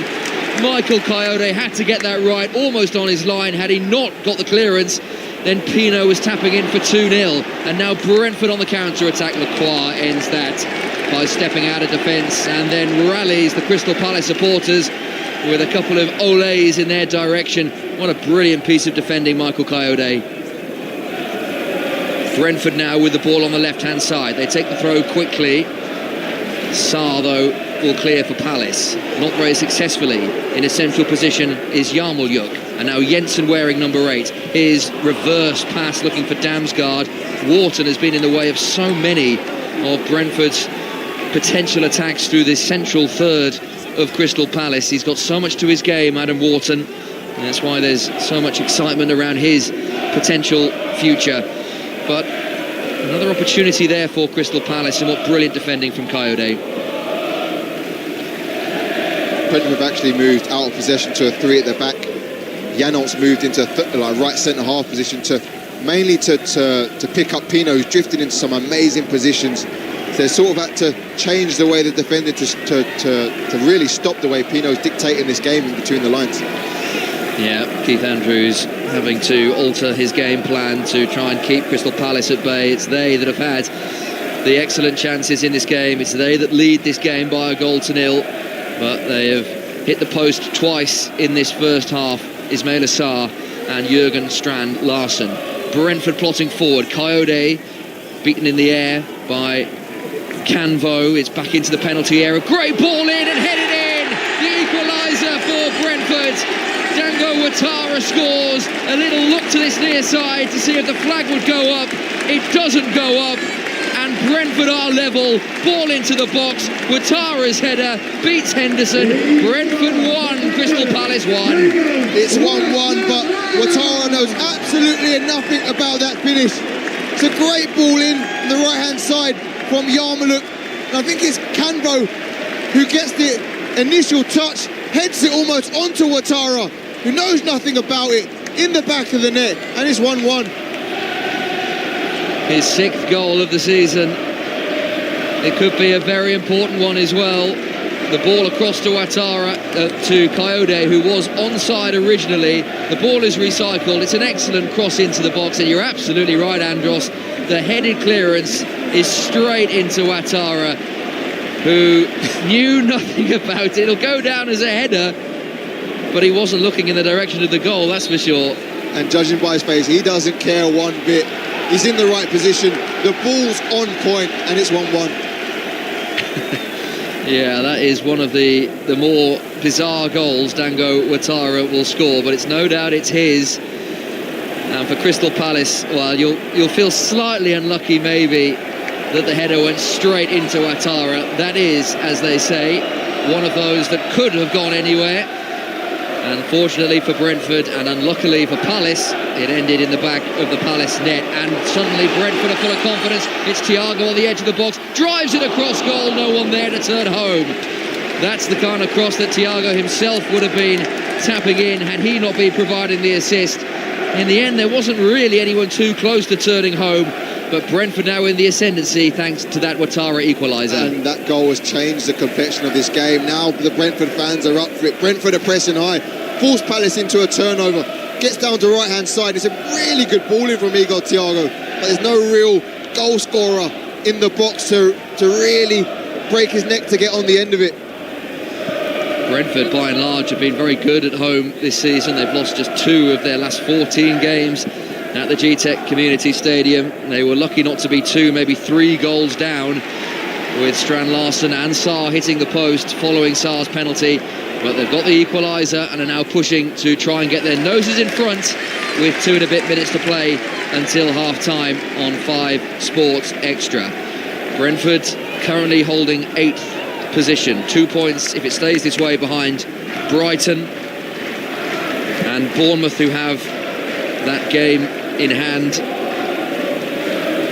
which they play against Manchester City on Tuesday. Brighton still 0-0 away at Leeds at Ellen Road. That game live on BBC Radio 5 Live. Newcastle West Ham United to come later this afternoon. That's a 5:30 kickoff. West Ham starting the day 2 points inside the relegation zone, 2 points away from Spurs.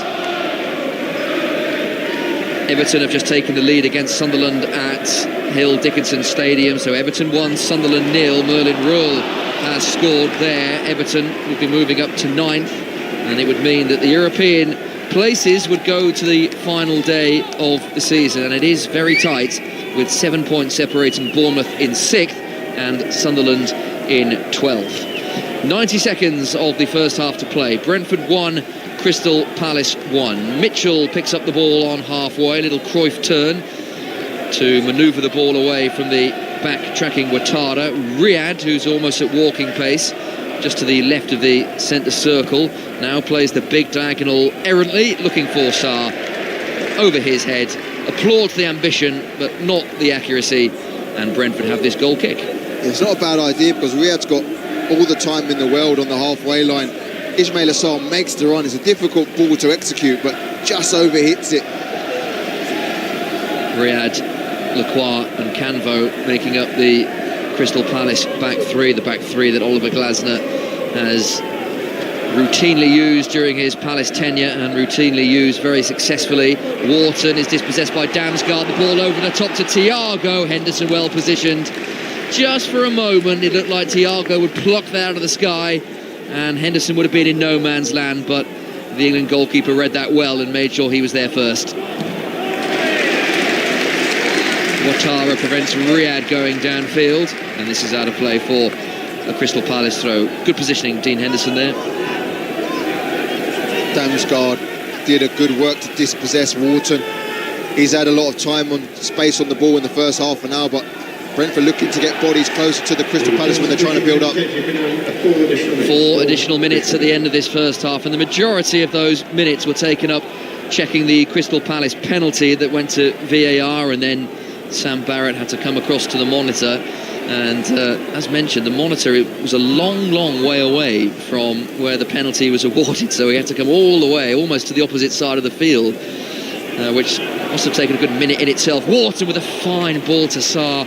It's the kind of ball Wharton has made his own. It looks like there's nothing on, and suddenly he finds an intricate pass through to Sarr, and such was the quality of the pass, Andros. I don't think Sarr was expecting it either. He wasn't, because Wharton's looking to the left. He's looking to play to the left. The last moment he wraps his foot around it. Ismail Assar caught sleeping, but another really good pass from Wharton. He would have been on the 55-man Thomas Tuchel shortlist for the World Cup. Is he someone that would be considered, or will it be maybe fractionally too early for Adam Wharton? I suppose his problem is there are so many players in his position in front of him. I think that's the problem now. Strength and depth in that England squad is just something we've never had before. So even though he's overperformed, he's doing really well for Crystal Palace, I think there's so many other players ahead of him at this moment in time. Well, he's only 22, so you feel his time will come with England. Palace have won a free kick, meanwhile, right-hand side of the centre circle, just inside the Brentford half. Brentford 1, Palace 1. 5 Sports Extra. We have played 90 seconds of the 4 minutes that have been allocated at the end of this first half. A couple of fans have their phones out, anticipating there could be a goal here, but it won't come from this set piece, as Kamada rather wastefully drifts that back post free kick right the way through, and it drops out of play for a Brentford goal kick. And who do you think will be the happier of the managers? You imagine that Keith Andrews will be pleased that his side are in at 1-1, because the penalty against them and Palace have hit the frame with a goal twice. They'll feel that they should be in front. I think Keith Andrews will be the happier, simply because his team are level with Crystal Palace, and they have been second best for most of the first half. But for Brentford, these last 2 games are all about getting the points on the board to try and get themselves into Europe. So I think Keith Andrews will be happy, but obviously he'll be knowing that they have to improve in the second half. Brentford, who have never made European competition in their history. They did feature in the Anglo-Italian Cup back in the day, in the early 90s, but have never made Europe proper. That might change this season. Munoz for Palace on that far side, the right, normally loves to come forward. Haven't seen too much of him.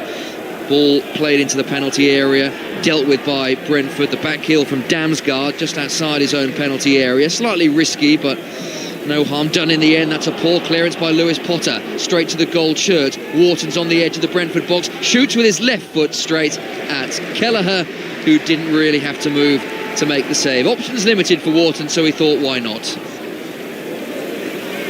Kelleher goes long and early. Ouattara beaten by Lacroix. Now Damsgaard. Thiago's on the edge of the penalty area. Jensen to Janelt. Brentford moving this swiftly from left to right. Lewis Potter's on the overlap. Left foot chip across goal. It is out of play. Off Canvo, and it's a corner to Brentford in the closing stages of the first half. Lewis Potter's had a lot of defensive work to do in this first half. It's probably one of the only occasions they've been able to get him in the final third. He overlaps perfectly. Wins a corner for his side. Can Brentford turn this around on the stroke of half-time? A minute of the additional 4 to play at a bright G-Tech Community Stadium, although half the floodlights are on. Don't really need their services for now. Here comes the Jensen corner with his right foot. Henderson punches. He was under no real pressure there, Dean Henderson, but the punch at least has good distance. That's out of play, and that is the last action of an entertaining first half in West London. Brentford 1, Crystal Palace 1. Crystal Palace in front. Ismail Assar winning the penalty. Kelleher brings him down. It went to VAR. Sam Barrett told to look at the screen. He thought there was enough to award the penalty. Sarr converted it very neatly, but then Brentford level. Dango Ouattara knew very little about it. Cross from the right. The header clear right into Ouattara's path, and it ended up in Dean Henderson's left corner, which means, Andros, we are level at 1-1. Yes, and it's probably deserved. I think Palace started the better, but in the last 15 minutes, Brentford came back into it. They started pressing higher up the pitch. Keith Andrews made a little tactical switch, and they got the goal off the back of that. So even Stevens at half-time. And the second half is nicely poised, you feel, with the onus very much on Brentford to take the game to Crystal Palace. But as you've mentioned quite a few times, with Palace playing with no real pressure, that they'll always carry that threat moving forward. Especially when you've got players like Walton, you've got players like Kamada, you've got Pino drifting in. These players are playing with no pressure, and they're just playing with freedom, and they've caused so many problems in that first half for Brentford's backline and midfield 3. Quick one on the goals. The first one, the Ismail Assar penalty, was really well converted, but there will be those that feel the penalty was harshly given. VAR involved again. Yeah, I just think Ismail Assar didn't have control of the ball. It was a through ball from Wharton, I think it was. They both, Kelleher and Ismail Assar, go for it, and I think it's just a collision. And the goal that Ouattara scored, he knew very little about it. But as they say, if you're not in the right place, you're not going to score the goal, and he was very much in the right place. He's in the right position. The ball from Yarmuluk, I think it was on the money in no man's land, and he got fortunate for being brave and getting himself into the right position. So for me, it's a fluke, but he deserves that goal. And that is why we are level at 1-1. Andros, for now, thank you very much indeed. We'll be back with you for the second half from the G-Tech Community Stadium at half-time.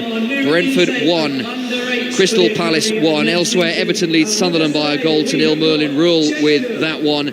and no goals at Ellen Road. Leeds 0, Brighton 0, and Fulham got a late equaliser in that first half. Wolves 1, Fulham 1. Anthony Robinson, another penalty. Anthony Robinson on penalty duty for Fulham. So that game level at 1-1. And earlier, Manchester United 3, Nottingham Forest 2. So we will be back with you for the second half of this Premier League game at the G-Tech Community Stadium, where it is Brentford 1, Crystal Palace 1. For now, we'll hand you back to BBC Radio 5 Live. Frog them and end the season in 8th position above Aberdeen in 9th. Right, you're up to date. Let's get the news with James Wickham.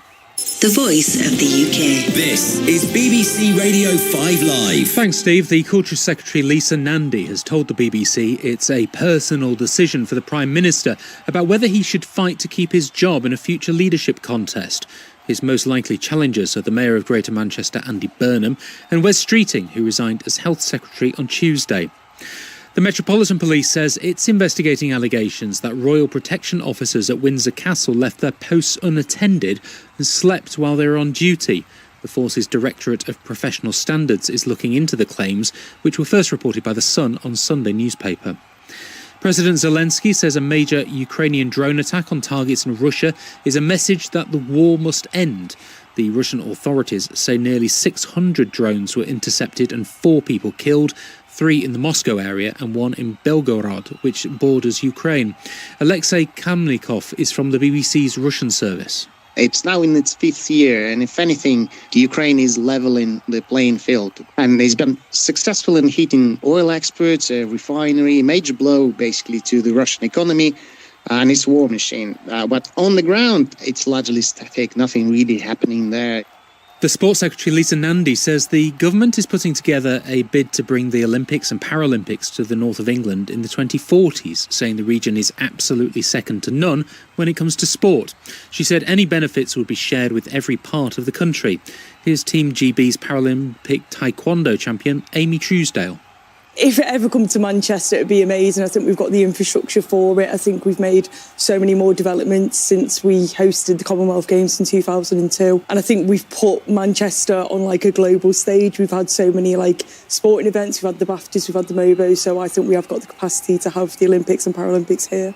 And a Nepalese mountain guide has broken his own world record by climbing Mount Everest for a 32nd time. Kami Rita Sherpa first reached the summit in 1994, and his latest ascent was confirmed on Sunday morning. 5 Live Sports. Don't miss out on a whole world of live sport. With the BBC Sounds app, get access to the biggest sporting moments as they happen on 5 Sports Extra, Sports Extra 2 and Sports Extra 3. Champion in Paris for the first time. Scroll through the live radio dial and put yourself at the heart of the action. This is 5 Live Sports with Steve Crossman. Listen on BBC Sounds. Half times then in the Premier League. Brentford 1, Crystal Palace 1, Everton 1, Sunderland 0, Leeds 0, Brighton 0 and Wolves 1, Fulham 1. Full commentary on the way at 5:30 of Newcastle versus West Ham. In the Women's Six Nations so far today, it finished Wales 24, Italy 43. 2:30 kickoff was Ireland and Scotland. Ireland currently lead 54-0.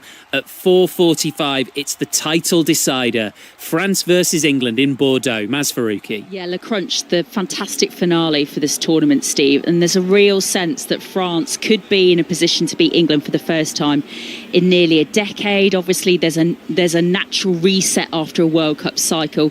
England are definitely in that, but France are definitely in that as well. And there are fragilities in this England defence, in particular at the moment, that France should really try and take advantage of today in Bordeaux. Think back to earlier matches in this Women's Six Nations. Wales scoring 4 tries against England to pick up a losing bonus point in Bristol. The points England conceded against Italy as well. So definitely lots of things there for France potentially to exploit, and that is why this match feels so big. But the responsibility on France at home in Bordeaux to step up and test England and really try and ask those questions of the world champions. So remember, you can watch this on BBC One. You can listen to it on Sports Extra 2. World Cup winner Kat Merchant is part of the commentary team. Good afternoon, Kat. Good afternoon. Right, just taking into account everything Maz said there, do you make England a massive favourite, a big favourite, a favourite?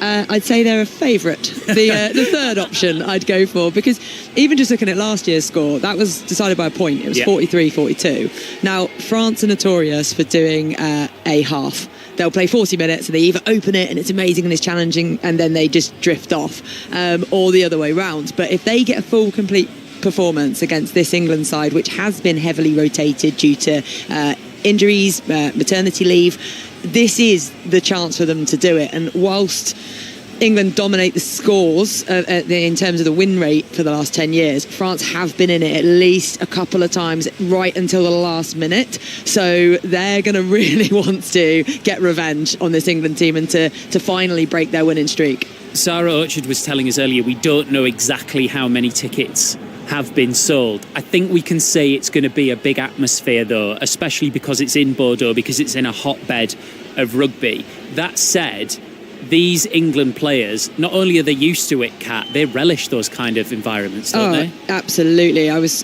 talking earlier and saying one of my favourite places to play was England-France, in France, because the crowd hate you, they boo you, they, there's a lot of England fans there as well that won't be doing that, obviously, but it's hostile, but it's brilliant because those are the moments as players that cause you to step up, and actually beating teams by 60 points, they're not even fun to play in. If you're being honest, as a high-level player, they're not fun. The ones that are fun are when you fight for it and it's decided by a point, and hopefully you're on the winning side of that. But even not, those tight games are what we all want to see in rugby, and as players it's what you want to have, those contests as well. I'm always in awe of people who in those kind of environments are their best selves, because I just know I would completely crumble in that scenario. Oh no, you wouldn't. You'd rise to the occasion. Yeah, sure. Yeah. Thanks very much, Kat. Great stuff. World Cup winner Kat Merchant. Maz is going to keep us up to date here. Commentary, as I say, on Sports Extra 2. You can watch it on BBC One. Back to the Premier League. Manchester United won a really entertaining game at Old Trafford, beat Nottingham Forest 3-2. Casemiro, of course, signing off his United career, spoke to the fans on the pitch afterwards. Bruno Fernandes equalled that Premier League record for assists in a single season. Let's hear from Michael Carrick, who's been speaking to Match of the Day's Steve Bauer. Michael, what a game that was to end the Old Trafford season. Yeah, we wanted to end on a high. I think it's easy for those type. I've been involved in myself at times where it goes a little bit flat towards the end, but it certainly didn't go flat towards the end today. If anything, the game got more exciting and we got better as the game went on. So I was pleased with a lot of things. Looked dangerous, could have scored a lot of goals. We scored a good number of goals, could have scored more. A lot positive in the game. Bruno obviously getting the assist.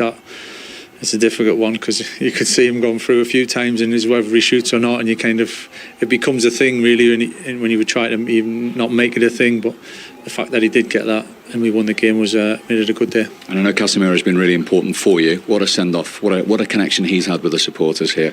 Yeah, I mean everything comes to an end at some point, and it's kind of how it ends is the key thing, and for that to go that way today and probably building over the last few months the kind of the clarity and understanding of exactly the situation, give everyone the chance to kind of make the most of it, really, supporters and Casemiro included. So for him to have that moment with his family and the supporters, I think it's priceless, and it's a special football club, this one, and they're the moments that make it that. Talking of clarity, what can you tell us on your future?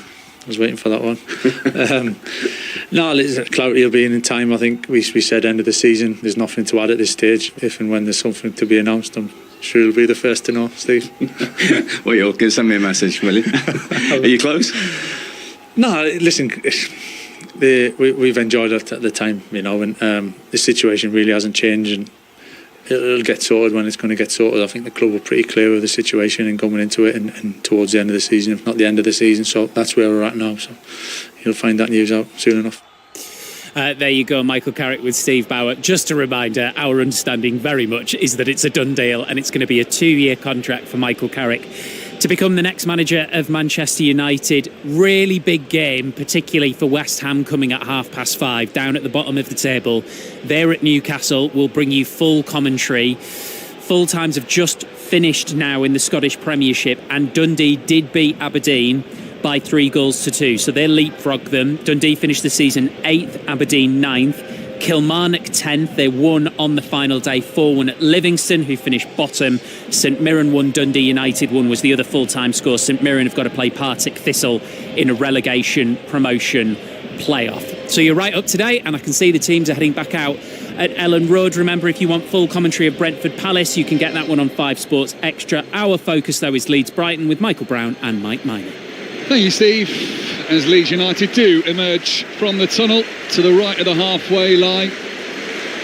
Brighton players have been out for a few seconds just before that. Doesn't look like we're going to get any changes at the break. So Leeds United with Carl Darlow in goal, Rodon Viol and Bornau as the back three. Bornau in for Pascal Stroke this afternoon. James, Stack, Ampadu, Tanaka and Justin in the midfield. Calvert-Lewin and Brendan Aronson as their front two. And Brighton, Verbruggen in goal. Fine save from him towards the end of the first half. Veltman, Van Hecker, Duncan Kadioglu in defence. Belaber and Gross holding the midfield.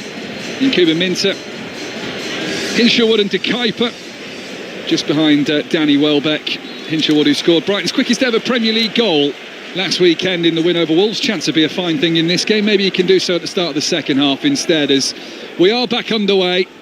Leeds United, the home side, all in white. Now from right to left, attacking the Don Revie stand, for those of you who know Ellen Road. And Brighton, all in yellow. Part of the shirts which have some dark pinstripes running vertically down their yellow shirts. The shorts and socks, also yellow, are from left to right. There is no reason to have suspected a change at half-time, apart from the intensity of this game. Michael Brown, are you surprised no one's tried to influence the play in any way? I think we'll just have a look, see how it changes. There's always a few tweaks here and there, but like I said to you, I don't think either side will be that disappointed. Brighton obviously want to go on and win the game and set the tone. They've controlled the possession. Leeds United are saying, right, OK, we'll have a look at you. We still believe we can finish the game strongly. So, yeah, not too much needed. I'm not sure whether the cheers are for Kadioglu being told he has to get off the field after just picking up a knock on the halfway line, or a late emerging Daniel Farke, who now zips up his black coat. His nicely parted hair down the middle. He is the freshest smelling manager, I always think. Smells delightful after a game. Chris Sykes will have the pleasure of smelling Daniel Farke after the game. I think he has a shower. After the game. Sprays himself with aftershave. Smells delightful. Here's Ampadu inside the centre circle. Plays it towards the far side of the field, which is now Leeds' right in this second 45. Aronson back to Ampadu. Leeds playing a possession game here. They are safe. They can't do anything else with their season, but maybe bar some slight positional change. 14th in the Premier League as it stands. A win today would take them above Newcastle. Newcastle take on West Ham at 5:30. Commentary to come with that. Tanaka, left-hand side, crosses deep. Arriving late was Daniel James, who tried to skip in the air to win his header.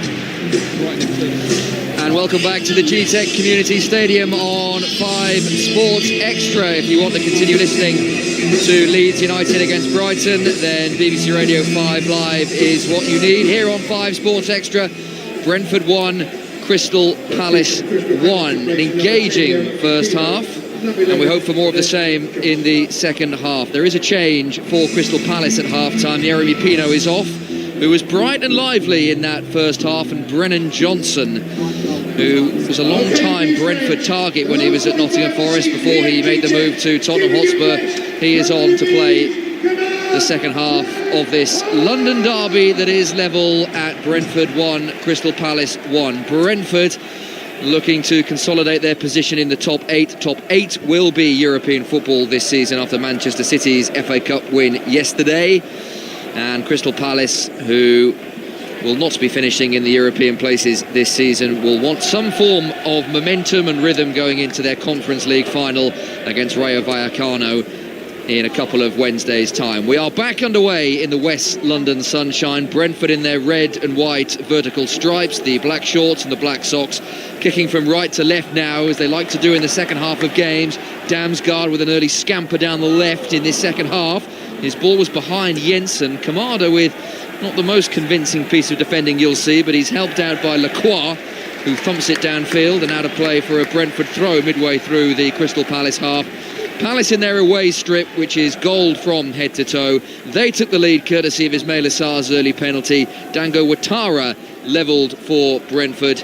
and we wait to see what the second half will bring us. I'll run you through the two lineups when there is the first break in play. Just that one change at half-time. Pino off and Johnson on.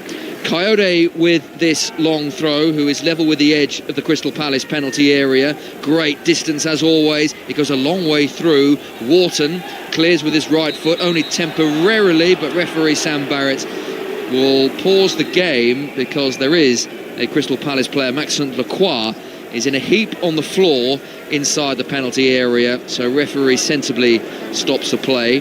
So the two lineups in a moment. Andros Townsend alongside, former England international. Just having a look at the replay to see what actually happened to Lacroix. There's a crowd of players there. I think it's just a ball. Originally I thought it was a clash of heads, but I think a ball at close range has gone to his left eye maybe, which has caused a problem. He's definitely in some distress. He's not play acting or anything. No. Yeah, it did seem just take an awkward ricochet and into his left eye. His eye, yeah. So he's getting treatment, which allows me an opportunity to run through the two 11s this afternoon. No changes for Brentford from their starting 11. Kelleher is the goalkeeper. Coyote, Ayer, Collins and Lewis Potter the back four. Janelt Holding, Ouattara, Yarmolyuk, Jensen, Damsgaard and Igor Thiago. And for Palace, their revised lineup is now Henderson in goal. No changes at the back. Riyad, Lacroix and Canvo. And Lacroix is now on his feet and looks okay. The wing-backs, Munoz and Mitchell. Kamada and Wharton in the middle. And then further forward, Sarr. Now Johnson and Strand Larson. Brennan Johnson, who is waiting for his first Crystal Palace goal since making the move from Tottenham Hotspur. He's maybe not had the impact that he would have wanted since making the move across London, but he has half the game here this afternoon to try and get his first Crystal Palace goal on what is now a cloudy afternoon at the G-Tech Community Stadium. Sun just disappears behind a white cloud overhead. We're back underway. Lacroix is okay. In comes the ball. Canvo heads up rather than out. Damsgaard will try and control on the edge of the penalty area. Did that brilliantly. His right foot volley blocked at source. Loose inside the penalty area. Johnson waves a right leg at it and brings Palace all the way up to halfway. Yarmolyuk loops it back downfield. Ouattara with a hopeful jump rather than anything more concrete than that. Riyad out of play, and Palace have this throw in their left back position. Just going back to that substitution, it's a strange one because Pino seemed to be the most attacking threat for Crystal Palace. He was getting into some lovely pockets in between the lines. The only thing I'm thinking, maybe with Coyote playing high as almost a right winger, maybe they can use the pace of Brendan Johnson to capitalise on those counter-attacking moments. Yeah, and of course every Crystal Palace change that Oliver Glasner makes from here on in this game and also the Arsenal game next week will be tinged with, the final's not too far away and any little problem, little nick, no point in risking them. Maybe that's what it is, because on the face of it, it doesn't make sense. So there must be a deeper meaning behind it, whether it's tactical or just giving his players a little bit of rest before the big game. Well, if Oliver Glasner is to make any sort of changes, and it's likely to come further up the field, the back five looks fairly set in stone. You'd think Wharton very much in the team as well, but the likes of Kamada, Pino, Strand Larson, Johnson, Lerma, Hughes, they'll all be battling for few positions, you feel, from that starting 11. Brentford have this long throw that is successfully cleared by the gold shirts of Palace.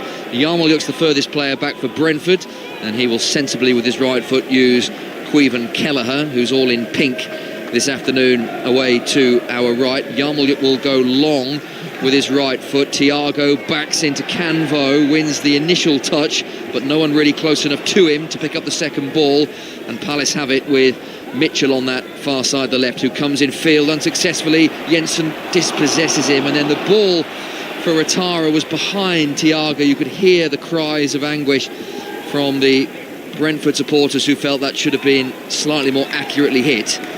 And in the end, it was slightly behind Igor Thiago, who didn't have a great deal of service in that first half. He's feeding on scraps at the moment, but he's done the most he could out of the sort of surface he's had. He's created a lot of good chances. His hold-up play has been very good.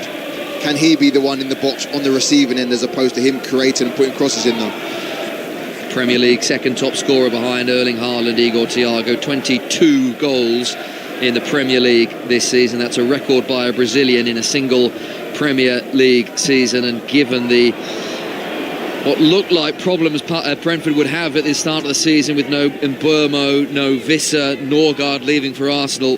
He has filled the Visser and Mbeumo void very nicely, has Igor Thiago. Munoz for Palace, who are trying to settle back into a rhythm that they enjoyed in their first half. They kept the ball ever so well, playing the ball neatly through the thirds. Wharton was heavily involved, as he always is. Used his right foot to find Lacroix, who looks absolutely fine following that eye injury. Wharton with the out drills the pass nicely to Mitchell, who is gradually making his way forward. Strand Larsen, give and go with Johnson, or at least the go was not quite as good as it could have been, but still Palace have the ball. It's Kamada inside the box. He goes down, no real appeals. Still there for Johnson, and now Larsen behind him. Munoz on the edge of the penalty area. Is there a shooting chance coming? Wharton scores! And there is his first Crystal Palace goal. Adam Wharton with his left foot under Kelleher, who may well want that one back. But Adam Wharton, on his 69th Crystal Palace appearance, has his first Crystal Palace goal. Brentford 1, Crystal Palace 2. Finally for that young man. Like I said, Kelleher will be disappointed because it's almost straight at him. It's a really good strike from Wharton. I think that's been his problem. He strikes it too well. To be fair, I think it might go through one or two bodies, but on the edge of the box on his left foot, he has some time to wind it up. Puts Crystal Palace back in front. Well, all eyes will be on Queven Kelleher as we see the replay. Palace had several opportunities with the ball inside the penalty area. It was ricocheting around. It's actually Brentford who give the ball away initially, and when the ball eventually finds Adam Wharton, it's his left foot shot that squirms under Kelleher. There's a big build-up to this replay. Wharton head down. Yeah. I think it goes through Ismail Assar, which we might see this angle. It may blindside Kelleher. But good play from Palace initially to win the ball back from Brentford. Munoz gets inside the box, sets up Wharton, takes a touch onto his left foot. And there is Collins and Ismail Assar in the line of sight of Kelleher, the goalkeeper. So we may give him the benefit of the doubt on this one, but just squirms under his body, is straight at him. But that man doesn't care. Adam Wharton, he's had a lot of time to practice that celebration as well, a little somersault. The somersaults in front of the Palace fans, the big fist pump with his left arm. He finally is off the mark in a Crystal Palace shirt, his 69th appearance for Crystal Palace. He's had to wait a long time, and it could be a very important goal for Crystal Palace in terms of winning the game and getting some momentum ahead of that final. Lewis Potter for Brentford on this near side of the left. Brentford have to come from behind once again. Damsgaard to Janelt. Janelt now in the central position, just slowing the play down. Collins now with a direct ball. Janssen on the edge of the penalty area. He's fouled, is he, by Lacroix? He is. His initial touch was good, Jensen, and it just allowed Lacroix the glimmer of an opportunity to nick the ball, but Jensen was too quick for that, and Brentford have this free kick. Just goes through the back of him. Lacroix initially does well. He gets behind him, he forces him backward, doesn't let him turn, but then just a reckless swipe with his left foot, which was unnecessary. And because of that swipe with his left boot, Jensen is on the floor. Now he receives treatment. It was a nasty one on the back of his Achilles, and he is clutching the back of his leg and he's in some pain as the physios stretch out his left leg. So there will be a delay in the taking of this free kick. So Brentford 1, Crystal Palace 2, and with Everton currently in front against Sunderland, it would drop Brentford down to 9th if it stays this way. 17,213 inside the G-Tech this afternoon, including 1,700 or so from Crystal Palace. So Everton 1, Sunderland 0, Leeds 0, Brighton 0 is on 5 Live and BBC Sounds, and still Wolves 1, Fulham 1. So that clutch of teams from 8th down is tight and congested as Andros, we see another replay of the goal. Yeah, just looking at it again, Damsgaard closes him down, does well, but then it's just standing in front of the goalkeeper. It's Ismail Assar and Collins, I think it was, or maybe a year, and he just doesn't see it until too late, and he just squirms under his arms as he dives. It was a very well executed somersault, wasn't it? Considering that he's the first time we've seen it. I mean, that was quite brave to go with that as your goal celebration number one. You can tell that's been on his mind for so long. Free kick Brentford, central position. Damsgaard will lift this to the back post. A little pitching wedge. Down goes Collins, who wanted the penalty. The referee says no. I think he's claiming that there's an arm in his face from Lacroix as that ball got delivered to the back post. Well, let's have a look at the replay. What have you seen here?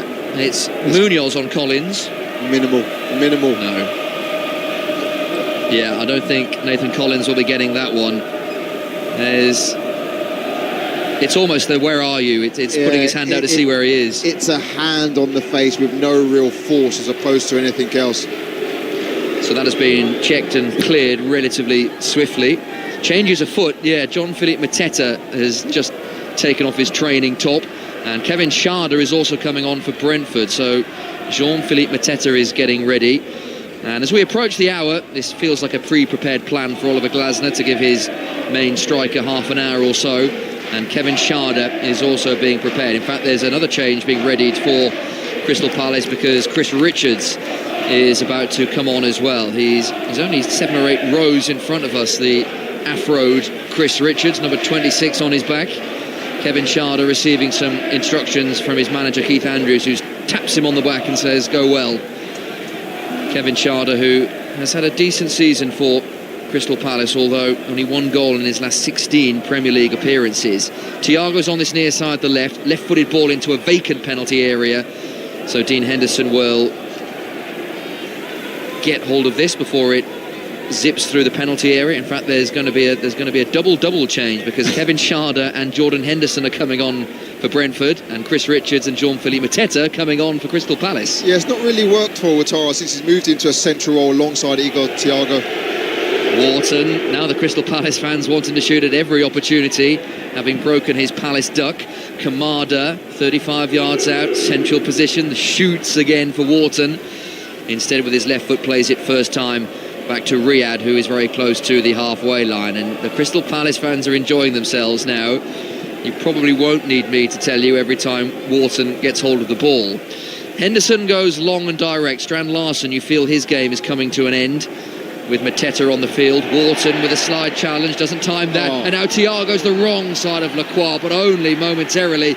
Lacroix did really well to get his body back in between Thiago and the ball. For a moment, it looked like Thiago was through on goal. It looked inch perfect from Jensen, who picked the ball just inside the Palace half centrally and tried to thread a ball through to Igor Thiago. Looked like he was through on goal, but Lacroix just got his foot from nowhere and defended well. Brentford now coming through the middle third again. Palace forced Thiago out wide. Canvo gets his right foot to Thiago. And then Mitchell will complete a clearance downfield. Strand Larsen's header, Kamada's header, Sarr's loose touch, Collins in quickly, and now he can come forward for the red and white stripes of Brentford. Lewis Potter, near side the left, shadow for Kompany, right-footed ball into beauty. Henderson with a great punch. There were several Brentford players converging on that, and Henderson wasn't to know if a touch was coming, and bravely got across his man to punch clear. Strand Larsen wants the free kick but isn't getting one. Coyote to Jensen. The whole dynamic of the game has just changed in Brentford's favour again. They trail 2-1 on 5 Sports Extra. Coyote going the Ouattara going the long way round Mitchell, who gets the final touch, and Brentford have this corner. I don't think it's a matchup he's ever going to get the better out of Mitchell Ouattara. I think he's better off coming back out to this left-hand side. If he is to stay on the pitch, get Schade centrally next to Igor Thiago and see if they can switch the ball early to him and sort of isolate him 1v1. Well, some managers don't like making changes at defensive corners, but Oliver Glasner is not one of those managers. So Chris Richards is coming on and Maxence Lacroix is coming off. And again, Andros, you feel you can file this under, well, if he did get a little knock to his head and his eye, why risk him? And out of all the defenders, he's one that, if fit, will start. Yeah, and Richards and Mateta are not bad replacements either. No, they're certainly not. Jean-Philippe Mateta jumping up and down on the touchline, waiting to come on. And he's not quite had the same prolific season as he did last season 14 goals in all competitions. He's got 11 in the Premier League. Hasn't had a great deal of luck with injuries as well.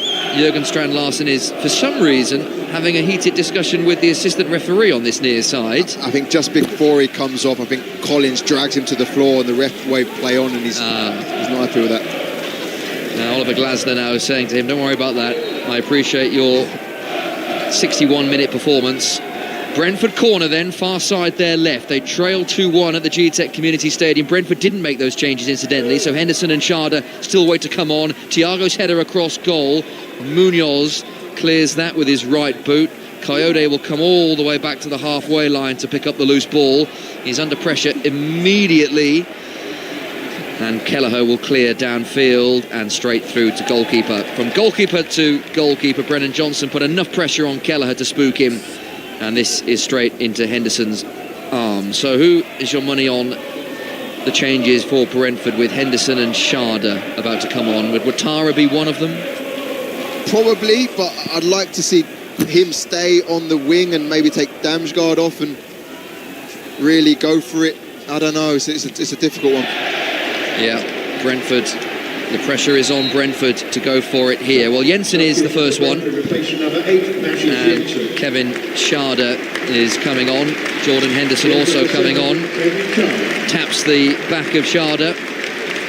So Jensen and Janelt are the two coming off. So that's two defensively minded midfielders, or at least two midfielders coming on for an out-and-out forward and a defensive midfielder in Jordan Henderson. So this will mean a reshuffle of some description. Yep, maybe looks the way he's going back to a three up front with Sharda off the left, Igor Thiago up front and Ouattara on the right. He's long gone, Igor Tudor. Igor Thiago in his yellow boots wins. Brentford a throw on that far side, the right. Sunderland have equalised at Hill Dickinson Stadium, so Everton 1, Sunderland 1. That's good news for Brentford. Brian Brobby just before the hour mark. Here in West London, Brentford 1, Crystal Palace 2, as Aya finds a pocket of space and glides into it. Coyote now back to goal, spins away from Johnson. Henderson's first touch is to play it back into the centre circle. Aya switches the direction of travel back to the right, although it's coming back to the left here, as Yarmolyuk didn't really have too many options there, wanted to play forward, but Palace are very defensively sound. Henderson looks long and early, looking for the run of Thiago. Dean Henderson's out of goal. Make sure Igor Thiago doesn't get on the end of that, and this will be a goal kick to Crystal Palace. It remains Brentford 1, Palace 2. Such an important player, Jordan Henderson, to have back after his injury, not only with his professionalism and his captain ability, but also he's always looking to get the ball off those back three, back four. Never shies away from, always looking to get the ball and transition from defence to the attack. He's missed the last few games, Jordan Henderson, with injury. Did play as a substitute against Manchester City in Brentford's 3-0 defeat at the Etihad Stadium last weekend. Palace went to City in midweek and lost 3-0. Manchester City's game in hand, but Palace have fared a lot better in this game. An away game, they've lost their last 3 on their travels, but they are leading this one with 25 minutes to play. That Adam Wharton strike, his first for Crystal Palace, squirming through Caoimhin Kelleher after it travelled through a crowd of bodies. And that is why we are at Brentford 1, Crystal Palace 2. The table, incidentally, in those European places: Liverpool 5th, 59, Bournemouth 6th, 55, Villa in 4th and already qualified for the Champions League after their victory over Liverpool.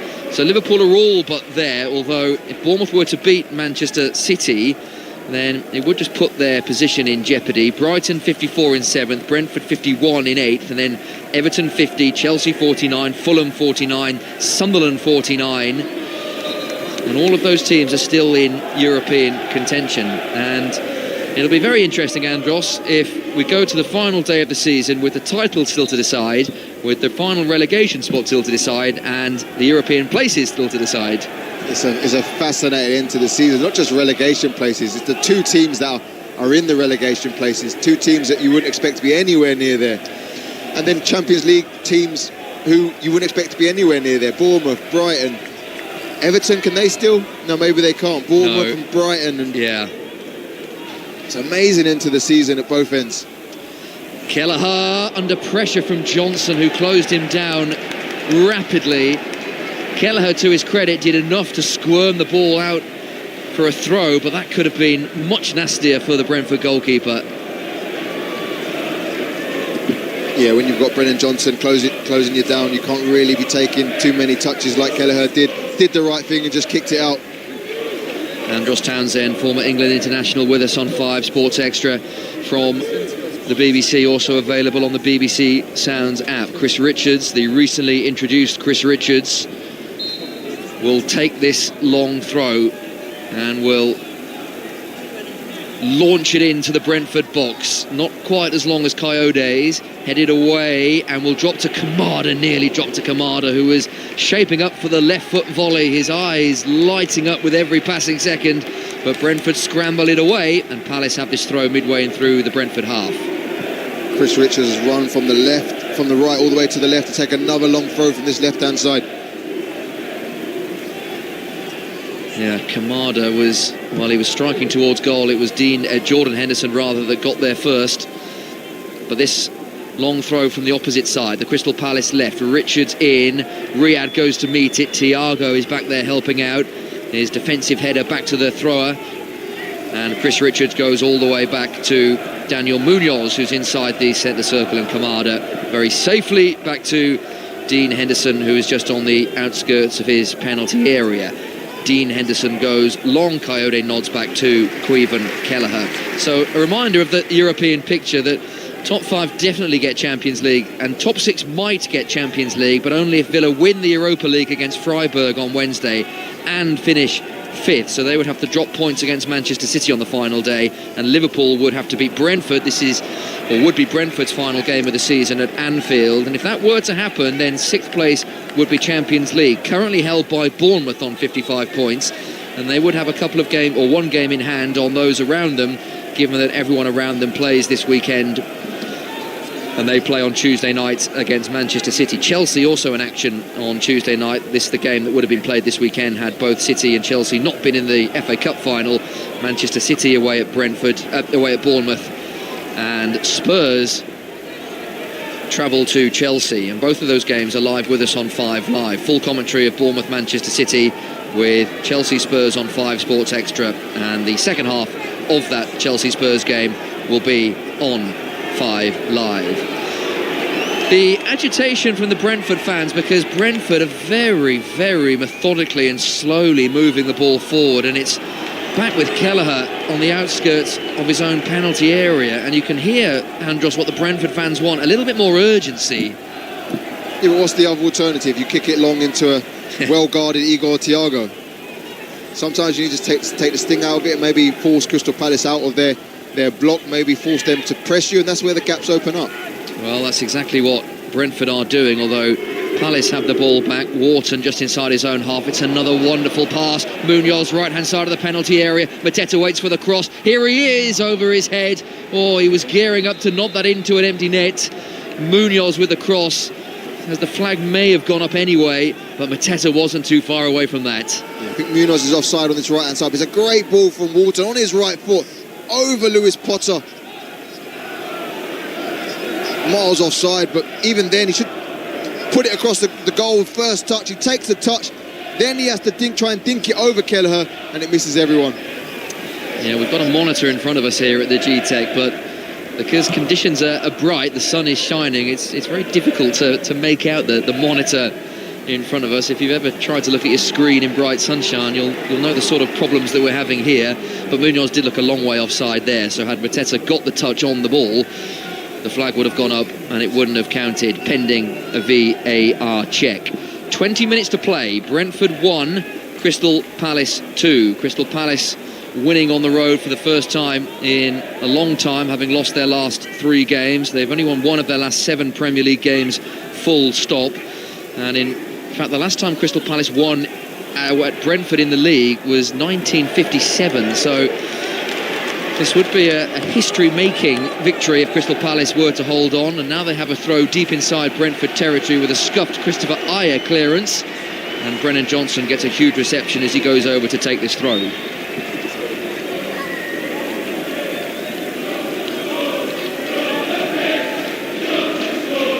And the Crystal Palace fans are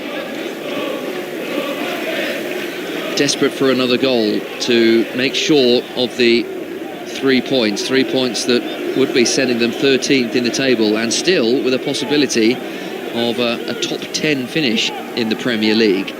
Richards is back over on that far side to take this throw, 2 yards in from the corner flag, in front of the Palace fans, most of them standing. Richards, not a great length to his run-up, and Thiago easily clears at the front post with his head. Munoz, he was dying to hit that with his right foot, and then does, and it's over the bar. Well, he wanted to hit that first time on the bounce. Kamada was in his way, and then when he eventually got his shot away, it was way over the top. For context, he was about 35 yards out as well. Yes, that is fair enough. Referees stopping the game here because...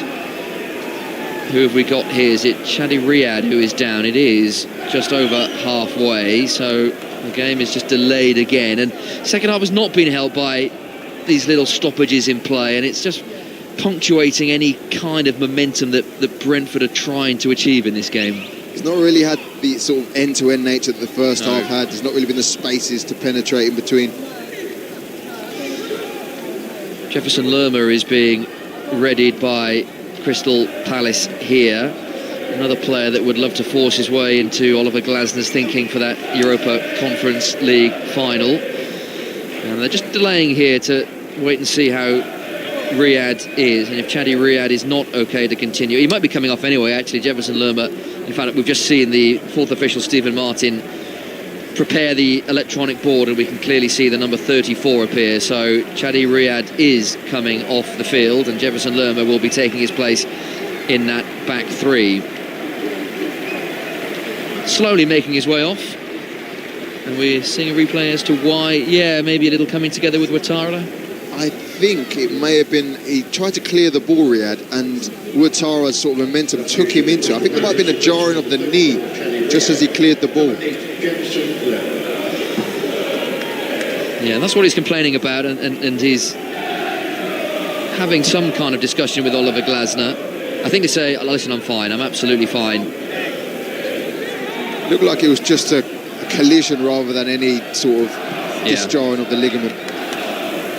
Yeah, it looks okay as he takes on a sports drink and a bottle of water from the physio just in front of us. So Jefferson Lerma is on, and Brentford can continue with their work. Munoz in field, Sarr to Wharton, early ball to Mateta. Ayer steps in, wins the ball. Damsgaard on the half turn. No time or space for Brentford to operate. Canvo brings the ball clear for Crystal Palace, and they can start their work again. Over halfway is Mitchell. Early ball to Johnson. Ayer's there first. The good slide challenge, and Palace have this throw deep inside Brentford territory. Just wondering, do Palace now go to a back four, and Jefferson Lerma goes into a number 6 position alongside Wharton, alongside Kamada? Certainly that's his normal home in the starting 11 for Crystal Palace. He's forward for this throw that Richards, the Afroed Chris Richards, is over again, level with the edge of the Brentford box. Again, not great distance on it, and again Thiago meets it with a commanding header. Munoz with the up and under, the Gary Owen right into the heart of the penalty area, but that's straightforward for Kelleher. Now speed is of the essence as we approach the last 15 minutes. Brentford need this victory to consolidate European football next season. With Everton being held by Sunderland, that helps them. Even if they were to lose this game, they would keep hold of 8th place going into that final game next week, but they'd only be clear by a point of Everton, and if Chelsea were to win, then they would drop Brentford down to 9th. So they really do need to win this game, and considering they're at Anfield next week, and I know Liverpool are not in any great shape at the minute, that's not a game you really want to go into needing a win to consolidate European football for the very first time in your history. But Palace are doing a great job, Andros, of just taking the sting out of the game. They're keeping the ball really well. Yeah, it's been a very ugly second half. I think that obviously suits Crystal Palace, who got themselves ahead, made a few changes to break up play as well. Mateta is the target with this long ball. Brentford win it back. Jordan Henderson looks long. Thiago challenging with Richards. Richards won the header. The 50-50s are not going Brentford's way, and now they've conceded a free kick. Thiago in a little too aggressively on Richards, who is feeling the full force of that challenge. And Palace have this free kick on the edge of their own penalty area. Yeah, that's the third time as well. Palace player, I'm not saying they're faking, but it's the third time a Palace player has gone down. That just breaks up the play as well. Again, does Igor Thiago step on the foot of Chris Richards as he lands? Yeah, from the replay, it doesn't look like it's the initial challenge. It's when both hit the floor that maybe Thiago leaves his leg in. Well, he's in some discomfort, is Chris Richards. So for the umpteenth time in this game, the physios are having to come on. In fact, they're there already, having a little look at Chris Richards. So once again, everyone trots, or most players trot to this near side to get some instructions from the respective managers. Glasner is having a discussion with JD Canvo. Keith Andrews in discussion with Ayer and Collins, his two centre-backs. Lewis Potter is there as well. No changes elsewhere in the latest scores. Everton 1, Sunderland 1, and that's why Brentford, as it stands, are keeping hold of 8th in the Premier League table. That would be good enough for European football next season.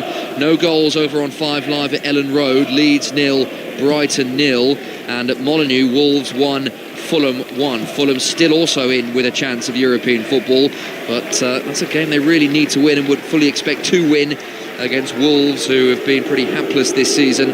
Later this evening on 5 Live, Newcastle United against West Ham United. Newcastle, who could, in theory, get European football if they win both of their final games and get some favours elsewhere. West Ham, who are deep in relegation concern. If they were to win, then they would go above Tottenham, who played Chelsea on Tuesday. And that battle may well come down to the final game of the Premier League season. Chris Richards is on his feet, but presumably will have to leave the field for the obligatory 30 seconds. Brentford fans are not happy with the length of time this is all taking, and you can understand their annoyance at all of this. Even though Chris Richards looked legitimately injured, that's a good 2 or 3 minutes that have been taken out of the game. I'm sure it will be added on at the end of 90 minutes, but it's just not helping the flow, is it? No, and I think Dean Henderson's actually signalled that Chris Richards has to come off. I can see Nathaniel Klein down there receiving some instructions, so it's definitely not an occasion where Chris Richards is trying to run down the clock at all. No. So Palace temporarily down to 10 men. Dean Henderson, all in green, will take this free kick on the edge of the Palace penalty area. Spirals into the London sky. Mateta wins the flick on, but that's the kind of flick on that Mateta himself would have been on the end of, so there's no one there. And Brentford can start again in their back line. 12 minutes to play, but I fancy we'll have a good 7, maybe 8 minutes, because the second half has been punctuated by these little stoppages for injury. Collins strides over halfway, near side the left, exchanges passes with Damsgaard, and now plays the ball beyond Sharda. Berates, well, I think a combination maybe himself and Sharda, because Sharda wasn't on his toes, and that's out of play for a Palace throw. And this is not really hurting Crystal Palace, but you do sense there's more in Brentford to come. Yeah, as the clock ticks down, they'll start to get Lewis Potter further up the field, Coyote further up the field, and really look to attack with a 6 on the front line. Just 2 defeats in their last 14 at home, Brentford, but they are 10 minutes or so plus stoppage time away from their 3rd in 15 matches. They've had a good, decent record against Palace as well, and beaten in their last 6 here against Palace, but that remarkable Crystal Palace statistic that they've not won at Brentford since 1957. It is one of those statistics that maybe does have an asterisk by it, because they haven't played each other a great deal. They've been in separate leagues for an awful lot of that time, but still a long time since Crystal Palace tasted success at Brentford. Keith Andrews is way out of his technical area. He's almost halfway down the field, and 4th official Stephen Martin comes to get him, almost like he was chasing after a naughty toddler there. He came right the way down and said, "Get back in your box, Keith." He wasn't happy, Keith Andrews. He accepted the word from Stephen Martin and accepted that he was in the wrong, but Coyote is over this long throw. This one is long. reaches the 6-yard box. Mateta heads that away, but at the expense of a Brentford corner. And this is an opportunity for Brentford to put pressure on the Palace goal.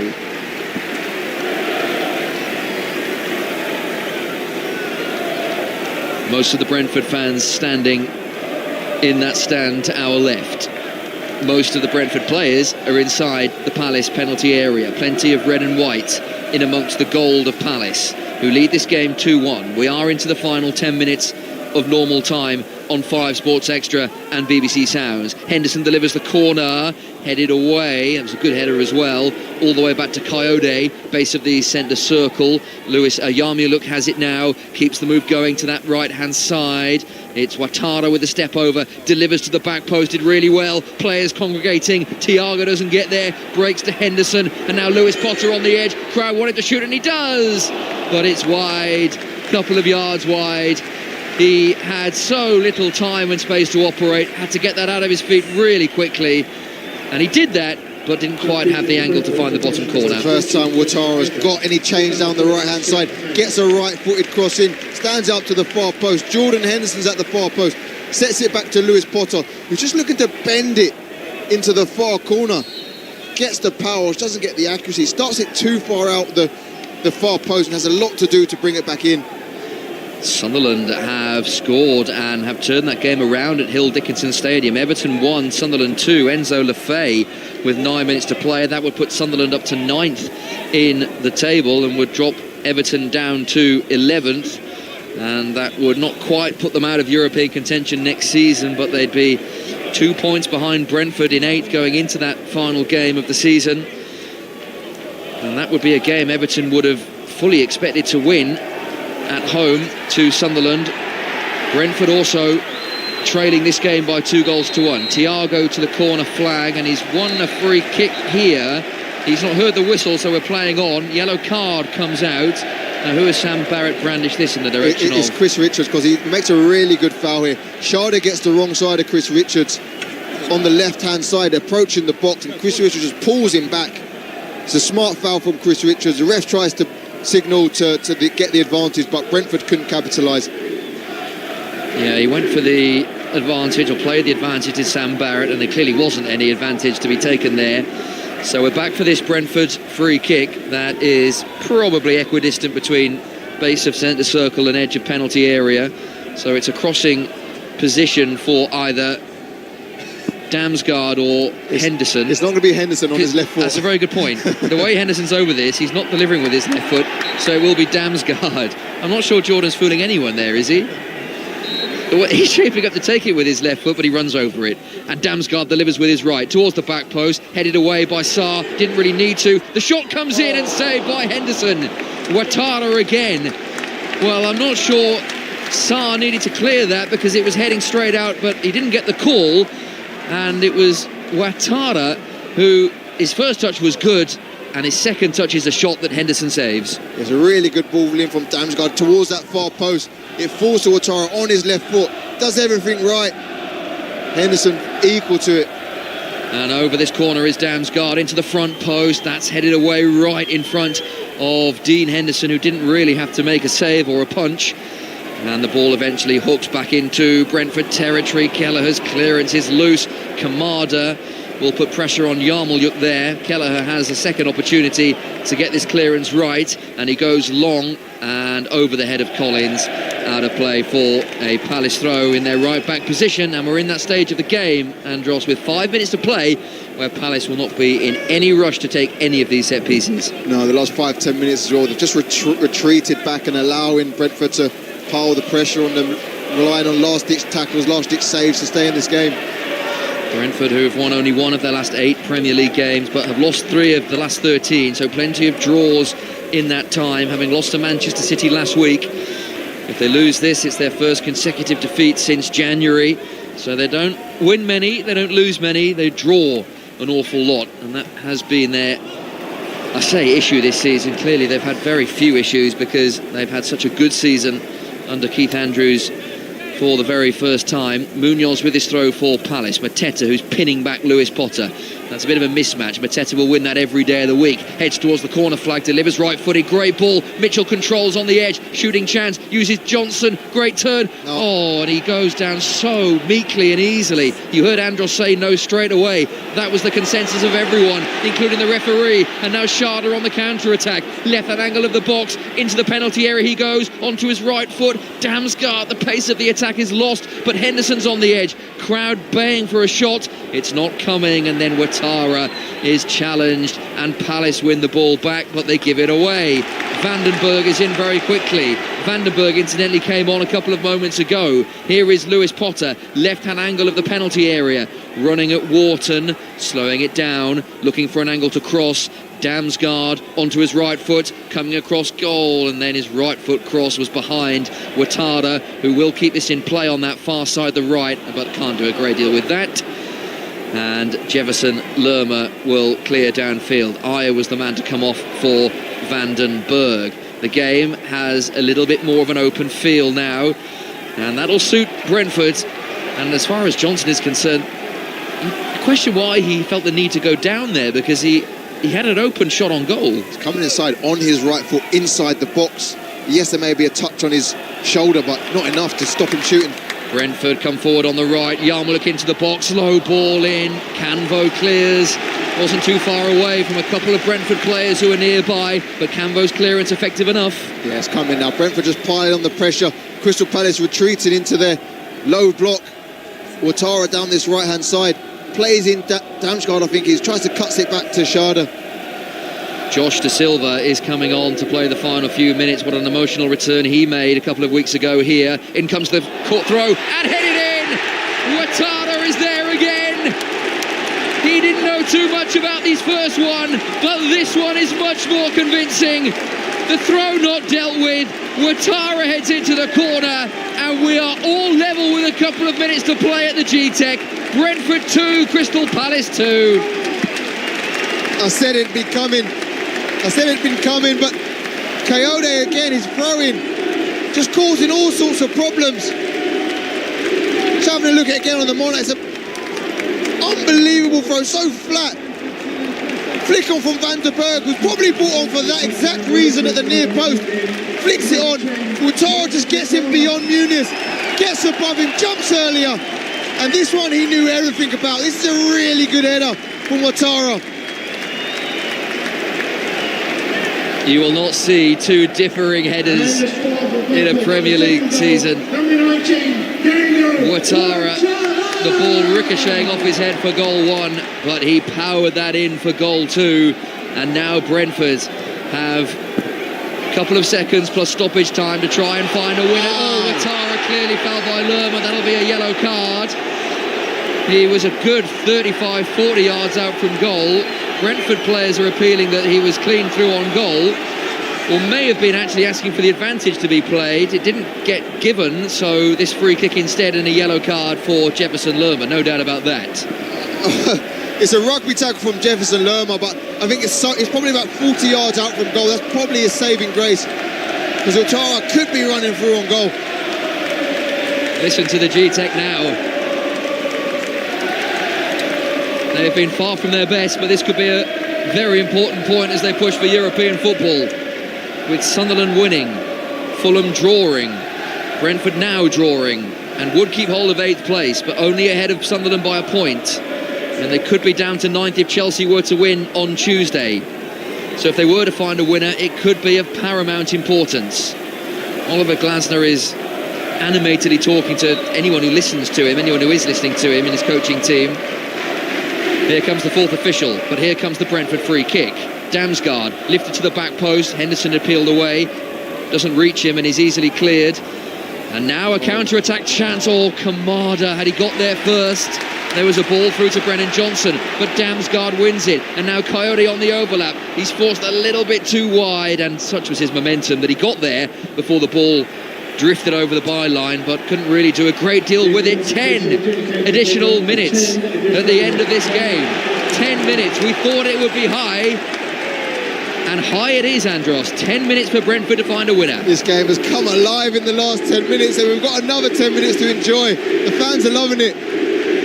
Evan Gesson is being prepared by Oliver Glasner. He will be the final change for Crystal Palace. Collins in field. Thiago, is there to be one final chance? Lewis Potter over the top. His touch was a little loose, but still there for Damsgaard on the left of the box. His delivery, Ouattara on a hat-trick at the back post. Beaten to it by Munoz, but it's one-way traffic now. And it's another throw-in on the right-hand side, similar to where they scored the goal. This is exactly the position they scored the goal. Sunderland have a third at Everton. That game looks done now for Sunderland. Everton 1, Sunderland 3. Wilson Isidore has scored. They're right in the European mix, as are Brentford, and they will be if they can take this opportunity. Come on, you bees. Coyote is the cry. Coyote's long throw. It went to the back post again. Lewis Potter's on the edge of the box. Right foot shot, deflected. Munoz heads that away. Damsgaard back into the danger area. Here's Schade. Left foot shot wide. He got everything behind that. But in the end, 5 or 6 yards wide, and Palace can breathe again. He did. It's another flat delivery from Coyote. Vanderberg almost gets his head onto it again. Comes to the far post, recycles it to Potter. Tries to shoot. A little melee. And then just drops a Schade on his left foot. On the half volley. Just doesn't. It just bounces too high for him and he slices it. 2 minutes of the 10 have been played. And now VAR are checking for a possible handball here. I must admit this wasn't obvious, but they usually aren't when VAR are involved. What are we looking at here? Munoz's header. Well, whatever they were checking. I think someone was dragged to the floor, but no handball. Yeah, no handballs now flashed on the screen. And that was, I didn't see a handball there at all, actually. So, anyway, Ismail Assar is off, and Evan Gessan, the Aston Villa loanee, is on for Palace. Well, as we know with VAR, especially the last couple of weeks, there don't seem to be... not much needs to happen for them to check rigorously. Lewis Potter in his left-back position, thumps it downfield. Sharda's touch. Off Canvo. Brentford throw. Keith Andrews now is urging his players on. Stephen Martin, the fourth official, having some word with him. Keith Andrews, who pats the fourth official on the shoulder. And Brentford continue on their way. Schade in field, away from Canvo, and he fouls Canvo. That was really good defending, JD Canvo.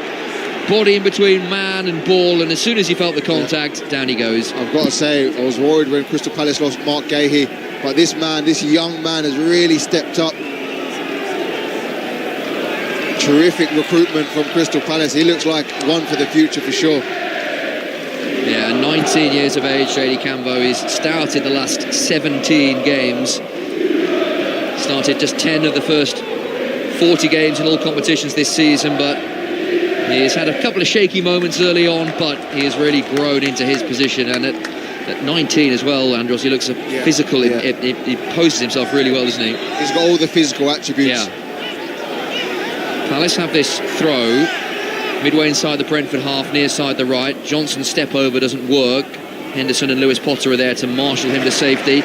Henderson with some typically composed play to move Brentford out of danger. Henderson across his own penalty area, but safely enough.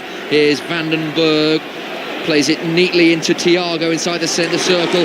Brentford now oozing confidence and playing some lovely one-touch football. The crowd are appreciating this. Damsgaard, initial pass blocked. Henderson, though, much more successful with his second ball that was swept out to Lewis Potter. Damsgaard's inside the box, left-hand side, pulled it back. De Silva's effort, Thiago over the bar. They want a corner to Brentford, they're not getting one. De Silva had the initial chance, what a story that would be. Coyote's into the book here for complaining too vociferously, but it was Thiago's chance, leading back with his left foot over the bar. It was an underlap from Damsgaard on the left-hand side. Lewis Potter spots him. It's Igor Thiago on his left foot, probably 10 yards from goal. You'd expect, oh no, it is a corner. It's a good block. Don't know who it was, but it's a very good block from the Crystal Palace defender. That's the reason for the complaints and the reason for the Coyote yellow card. He was right behind that. He saw it, knew it should have been a corner not given. We have played 5 of the 10 additional minutes at the end of this game. The last 5, maybe 10 minutes, unquestionably have been the best 10 minutes of this game. 2-2. Brentford 2, Palace 2. Thiago wins the ball. He's got Ouattara on a hat-trick in the penalty area. Here's Sharda, right foot, blocked at source, and then Sharda fouls his man in his desperation to get hold of the ball. Just left his leg trailing. Lerma goes down. It's a Palace free kick, but Brentford are carrying such great threat when they come forward. Such a menace, Igor Thiago, down this left-hand side, spots Sharda, tries to almost give Dean Henderson the eyes and just hits it into the body of Jefferson Lerma. Brentford fans angry at Dean Henderson. You can completely understand why he's trying to take all the momentum out of Brentford, who since that equaliser, Dango Ouattara, have been the better side. Brentford twice having to come from behind. Ismail Assar's penalty in the first half equalised by Ouattara, and Ouattara with another header, a powerful one to equalise Adam Wharton's second goal for Palace, his first for the club, Palace's second of the afternoon. 2-2. Is there to be one final moment in this game? If Brentford were to find it, they would go above Brighton into 7th, with Brighton now behind. Dominic Calvert-Lewin has scored in the 96th minute at Ellen Road on 5 Live. So Leeds 1, Brighton 0. So this has been a very profitable 10 minutes or so for Leeds and for Brentford, and Sunderland winning 3-1. In fact, that's finished at Hill Dickinson Stadium. 3-1 Sunderland. So they're up to 9th and right in European contention. 3 minutes to play, just under. 2-2 on Sports Extra from the BBC. Also available on the BBC Sounds app. Vandenberg sets off, determinedly sets off as well. Oh, and that's not great from Coyote. Just opened up his body, tried to feed it down the line, but didn't get the required contact, and Palace have this throw. It's going to allow Palace to waste at least 30 seconds now taking this. 2.5 minutes to play. Brentford, who go to Liverpool on the final day next Sunday. All 4 o'clock kickoffs. Brentford, who still have European ambition for the first time in their history. Palace welcome Arsenal. That could yet be a pivotal game in the title race. We wait to see what happens on Tuesday, and indeed Monday, tomorrow, because Arsenal host Burnley. So if Arsenal were to beat Burnley and Manchester City were to lose on Tuesday, then that would be the title done before it reaches the final day. Palace now suddenly emerge inside the Brentford penalty area. Mateta had a glimmer. Brentford clear, and Thiago puts pressure on Richards and then on Henderson, who clears downfield effectively enough. That was a difficult one for him to clear. Lewis Potter is fouled by Brennan Johnson. That'll be a free kick to Brentford just inside their half. But if they have ambitions, Andros, of winning this game with 90 seconds to play, it has to go forward quickly. Lewis Potter's played it short, but you're right, has to go in the box. Damsgaard tricks his way beyond Munoz and Johnson. Lovely football, needs to get rid of it now. Sharda inside the box against Canvo, and out for another Brentford corner. They play it short against our wishes. Brilliant freak from Damsgaard, weaves his way in and out on the left-hand side, wins inside a corner. Wondered if Queven Kelleher might fancy it, but he's been told to stay where he is. You have to respect the point. Yeah, and that's what it'll be if Brentford don't score here. Can they find all 3? Final minute of the 10. Damsgaard over this corner, near side the left. The bodies break into the penalty area, headed over by Sepp Vandenberg. He drops to the ground in disappointment. He's got his head to absolutely everything since he's come on. Rises high, centre of the goal. Defended well from Richards, doesn't have a clean header. Yeah, he got good contact on it, but could only send it over the bar. And with now 25 seconds to play, was that the final opportunity of what's been a pulsating final 20 minutes or so? The Palace fans are in good spirits still. It'll be a point for them, not that they are really bothered about their Premier League finish. It'll all be about Rayo Vallecano in 10 days' time. A game you can hear with us on BBC Radio 5 Live, their Conference League final Or might they win it though? Kamada inside the box, turns, Wharton shoots left-footed, blocked inside the box from a very similar range to where he scored for Palace earlier on. Now Brentford can counter-attack. One final flurry maybe. We've played over the 10 minutes. We're into the 100th minute now. Sharda inside the box, goes down, no penalty. Didn't really look like a penalty. Several of the fans up in front of us, but that would have been soft if it was to be given. It's brilliant defending, Chris, from Canva, I think it was, on this right-hand side. Still Brentford come forward. We're in additional time now.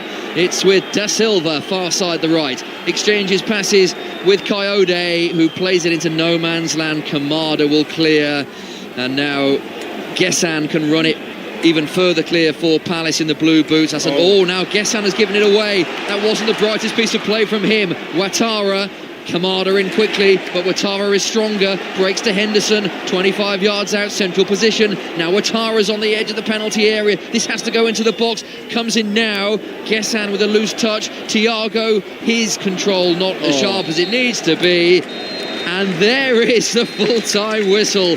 Well, what an entertaining end to this London derby that finishes Brentford 2, Crystal Palace 2. A really engaging final 20 minutes or so.